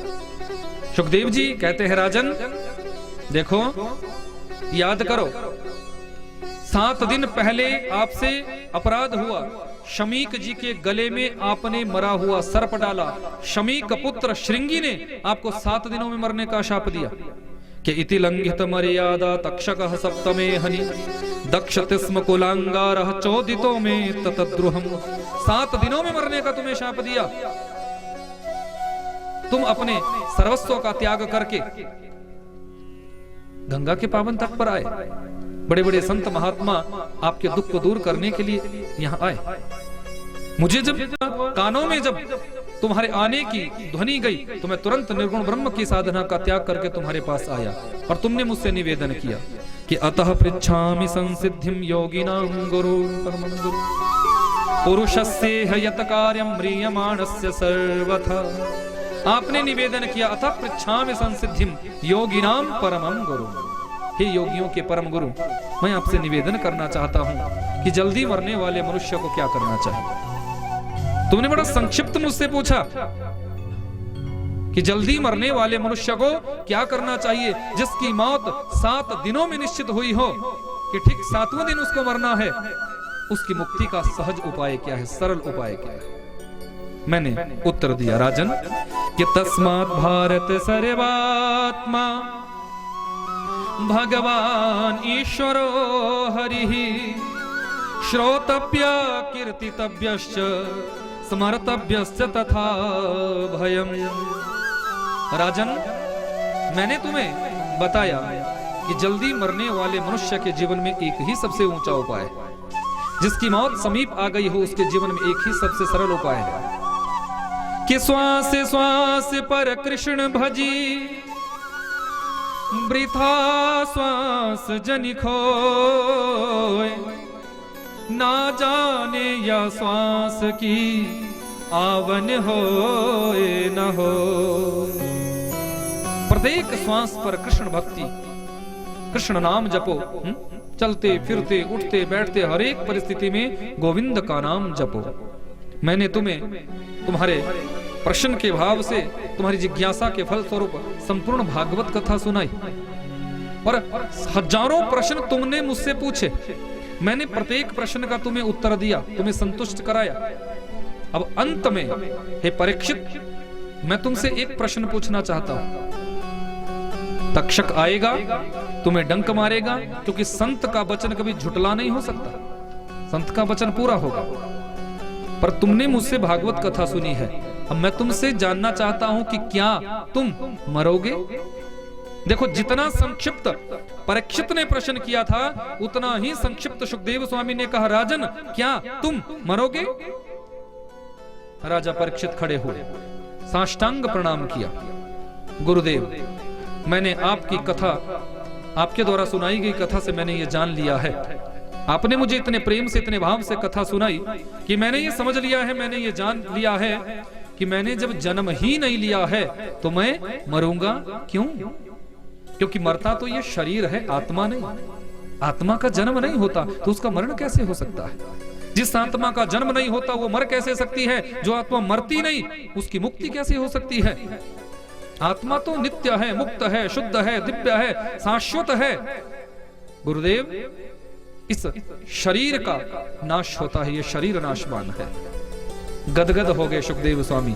राजन, मैं समझ गया कि मेरे द्वारा सुनाई गई कथा को तुमने 7 दिनों में आत्मसात कर लिया है।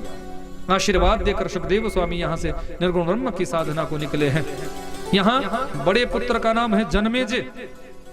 जन्मेजय ने अपने पिता का रक्षण करने के लिए 9 मंजिला कंचन महल बनाया है, और ऊपर वाली मंजिल में, 9वीं मंजिल में परीक्षित को बिठाया गया कि कैसे न कैसे बचाव हो सके। लेकिन याद रखना भैया, जब ये मौत आती है तो किसी भी द्वार के अंदर तुम बैठ जाओ, किसी भी महल के अंदर तुम बैठ जाओ, बच नहीं सकते। कि आया है सो जाएगा राजा रंक फकीर, कोई सिंहासन चढ़ चला और कोई बंधा जंजीर। जिसका जन्म प्यारे इस धरती पर होता है उसको तो मरना पड़ता है। कि मृत्युर्जन्म बताम वीरा देहे न सहजायते, अद्यावाब्द शतान्तेरवा मृत्युर्वै प्राणिनाम ध्रुव। जिस मां के गर्भ से हमारा जन्म होता है, याद रखना 3 चीजें उसी दिन फिक्स हो जाती है। उसी दिन ये 3 चीजें भी जन्म ले लेती है, स्थान, समय और रीजन। कब मरोगे, कहां मरोगे और कैसे मरोगे, ये 3 चीजें उसी दिन फिक्स हो जाती है जिस दिन जिस मां के गर्भ से हम जन्म लेते हैं। इसलिए बचेगा कौन? इस संसार में जो आया हो तो जाएगा, लेकिन भागवत कथा जो श्रवण कर लेते हैं उनकी मौत नहीं होती। याद रखना, उनकी मृत्यु नहीं होती, उनका मोक्ष होता है, उनको परम मोक्ष मिलता है। तक्षक आया है, परीक्षित के शरीर को डंक मारा है, पर क्या जिसने भागवत कथा सुन ली हो उसका मरण हो सकता है? बोले बिल्कुल नहीं। तक्षक ने तो संत के वचन को पूरा करने के लिए सारा कर्म पूरा किया, लेकिन परीक्षित के शरीर से तो जीवात्मा बहुत पहले निकल चुकी थी। भागवत कथा श्रवण के प्रभाव से तक्षक के आने से पहले ही परीक्षित के शरीर की जीवात्मा निकलकर मेरे राधा माधव के हृदय कमल में समाहित हो गई थी। भागवत भगवान की कहने का सीधा सा भाव है कि जो भागवत कथा सुन लेते हैं प्यारे, उसका मरण नहीं होता, उसका मोक्ष हो जाता है। जिस दिवंगत आत्मा के निमित्त ठाकुर परिवार ने बड़े सुंदर भाव से, बड़े मनोभाव से इस कथा का आयोजन यहाँ करवाया, आज अवश्य ही भागवत के विश्राम पर वो दिवंगत आत्मा ठाकुर जी के शाश्वत धाम में प्रवेश करेगी। ठाकुर जी अपने चरणों का सानिध्य उस दिवंगत आत्मा को देंगे। तो आओ जरा भागवत जी के अंतिम मंत्र को मैं गाऊं, आप सभी अपना अपना सर ढकें, माताएं अपना पल्लू फैलाएं, भागवत भगवान से निवेदन करें और हम सभी भागवत के अंतिम मंत्र का गान करें।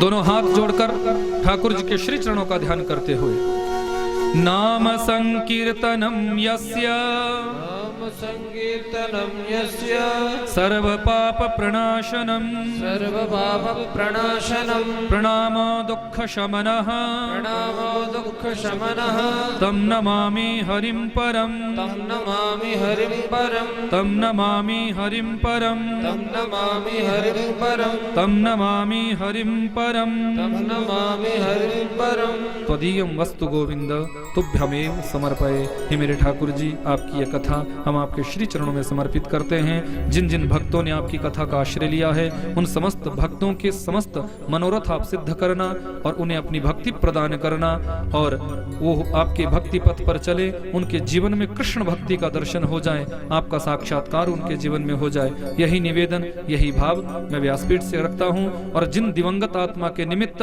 ठाकुर परिवार ने इस कथा का आयोजन करवाया, उन दिवंगत आत्मा को आप अपने चरणों का सानिध्य प्रदान करना। इस परिवार के जितनी भी पवित्र आत्माएं हैं, जितने भी पितृगण हैं, उन सबको आप सदगति मुक्ति प्राप्त कराना।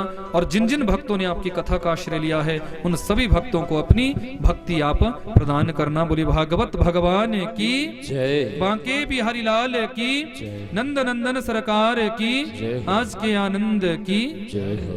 प्रेम से बोलिए राधे राधे। मैं तेरे बिना पल ना रहूं, मैं तेरे बिना पल ना रहूं। हे मेरे बांके बिहारी, मैं तेरे बिना पल ना रहूं, मैं तेरे बिना पल ना रहूं। तो मुझे ऐसी लगन तू लगा दे, मुझे ऐसी लगन तू लगा दे, मैं तेरे बिना पल न रहूं। मुझे ऐसी लगन तू लगा दे, मैं तेरे बिना पल न रहूं। ऐसी लगन तू लगा दे, मैं तेरे बिना पल न रहूं। जय हो।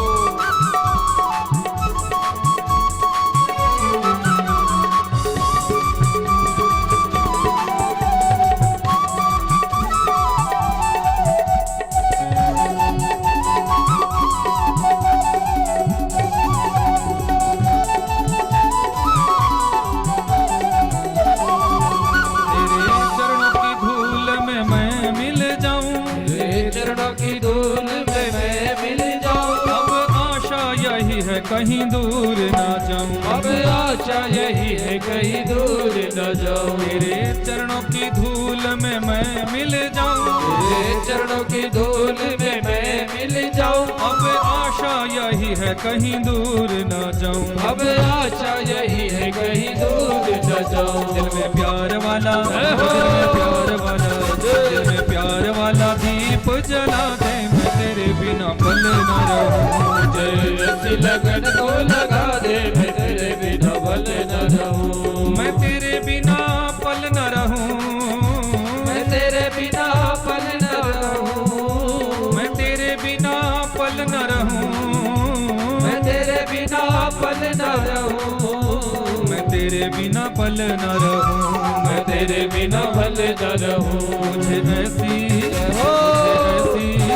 मुझे ऐसी लगन तू लगा दे, मैं तेरे बिना पल न रहूं। मुझे ऐसी लगन तू लगा दे, मैं तेरे बिना पल न रहूं। जय हो। दोनों हाथ ऊपर उठाकर भाव से ताली सेवा करते हुए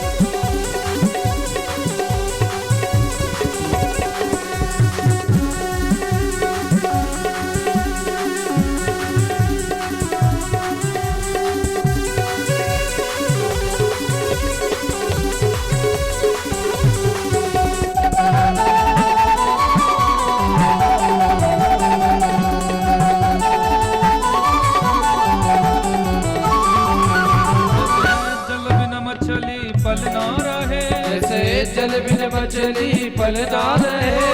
तड़पूं मैं घड़ी घड़ी तेरे लिए, ऐसे तड़पूं मैं घड़ी घड़ी तेरे लिए। ऐसे जल बिन मछली पल ना रहे, ऐसे जल बिन मछली पल ना रहे। ऐसे तड़पूं मैं घड़ी घड़ी तेरे लिए, ऐसे तड़पूं मैं घड़ी घड़ी ऐसा भक्ति का रंग चढ़ा दे, मैं तेरे बिना पल न रहूं। मुझे ऐसी लगन तो लगा दे, मैं तेरे बिना पल न रहूं।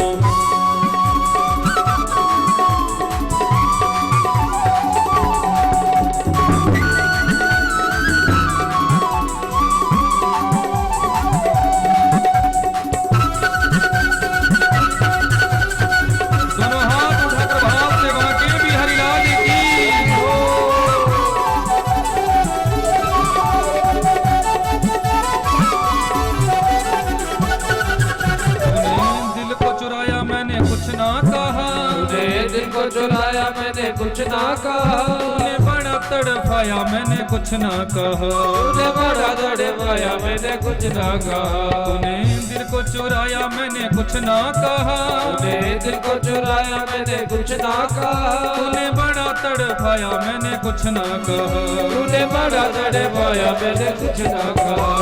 प्यार वाला दिल में प्यार वाला, दिल में प्यार वाला।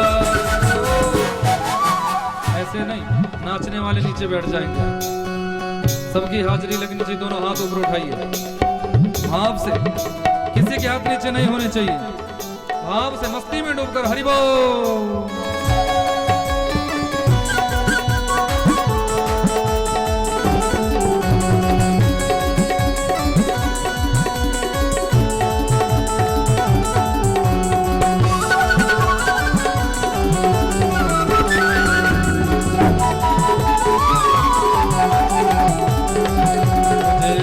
लगन तो लगा दे, मैं तेरे बिना पल न रहूं। मुझे ऐसी लगन तो लगा दे, मैं तेरे बिना पल न रहूं। मुझे ऐसी लगन तो लगा दे, मैं तेरे बिना पल न रहूं। मुझे ऐसी लगन तो लगा दे, मैं तेरे बिना पल न रहूं। मुझे ऐसी लगन तो लगा दे, मैं तेरे बिना पल न रहूं। मुझे ऐसी लगन तो लगा दे, मैं तेरे बिना पल न रहूं। मुझे ऐसी लगन तो लगा दे, मैं तेरे बिना पल न रहूं। मुझे ऐसी लगन तो लगा दे, मैं तेरे बिना पल न रहूं।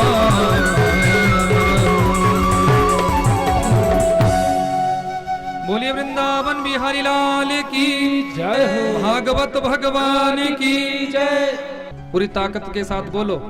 अब ये जयकारी इसके बाद थोड़ी भी बोलेंगे, इसके बाद कसौली में लगवाएंगे आपसे। बिल्कुल सीधा हाथ ऊपर उठाकर समर्पण भाव से, मेरा मुझ में कुछ नहीं, जो कुछ है सो तेरा। बोले बांके बिहारी लाल की, ज्वाला महारानी की, नैना देवी मैया की, भागवत भगवान की, आज के आनंद की, आए हुए समस्त भक्तों की, सत्य सनातन वैदिक धर्म की, माता पिता श्री की, सदगुरुदेव भगवान की, आज के आनंद की, समस्त संत ब्राह्मणों की, सत्य सनातन वैदिक धर्म की, बांके बिहारी लाल की।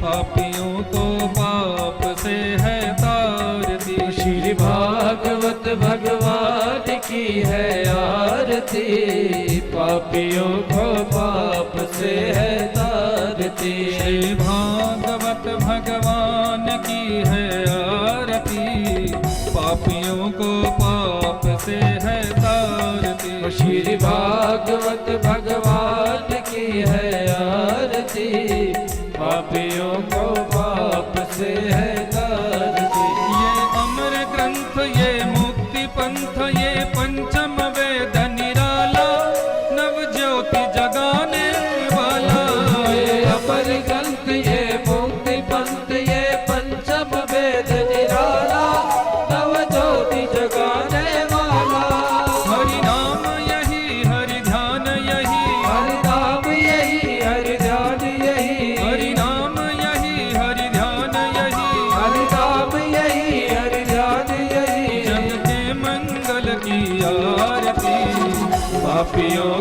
पाप से है तारती। श्री भागवत भगवान की है आरती, पापियों को पाप से है तारती। ये शांति गीत पावन पुनीत पापों को मिटाने वाला, हरि दर्श कराने वाला।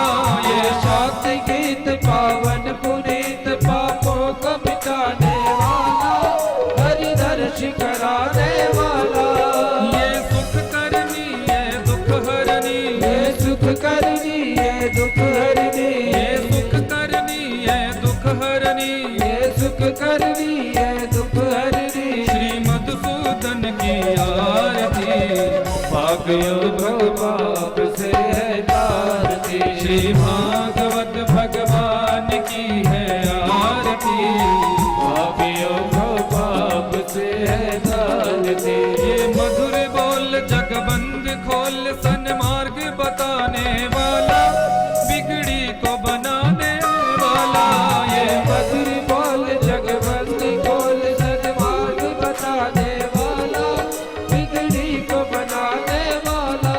श्री राम यही घनश्याम यही, श्री राम यही घनश्याम यही, श्री राम यही घनश्याम यही, श्री राम यही घनश्याम यही। प्रभु की महिमा की आरती, पापियों को पाप से है तारती। श्री भागवत भगवान की है आरती, पापियों को पाप से है तारती। श्री भागवत भगवान की है आरती, पापियों को पाप से है तारती। श्री भागवत भगवान की है आरती, पापियों को पाप से है तारती।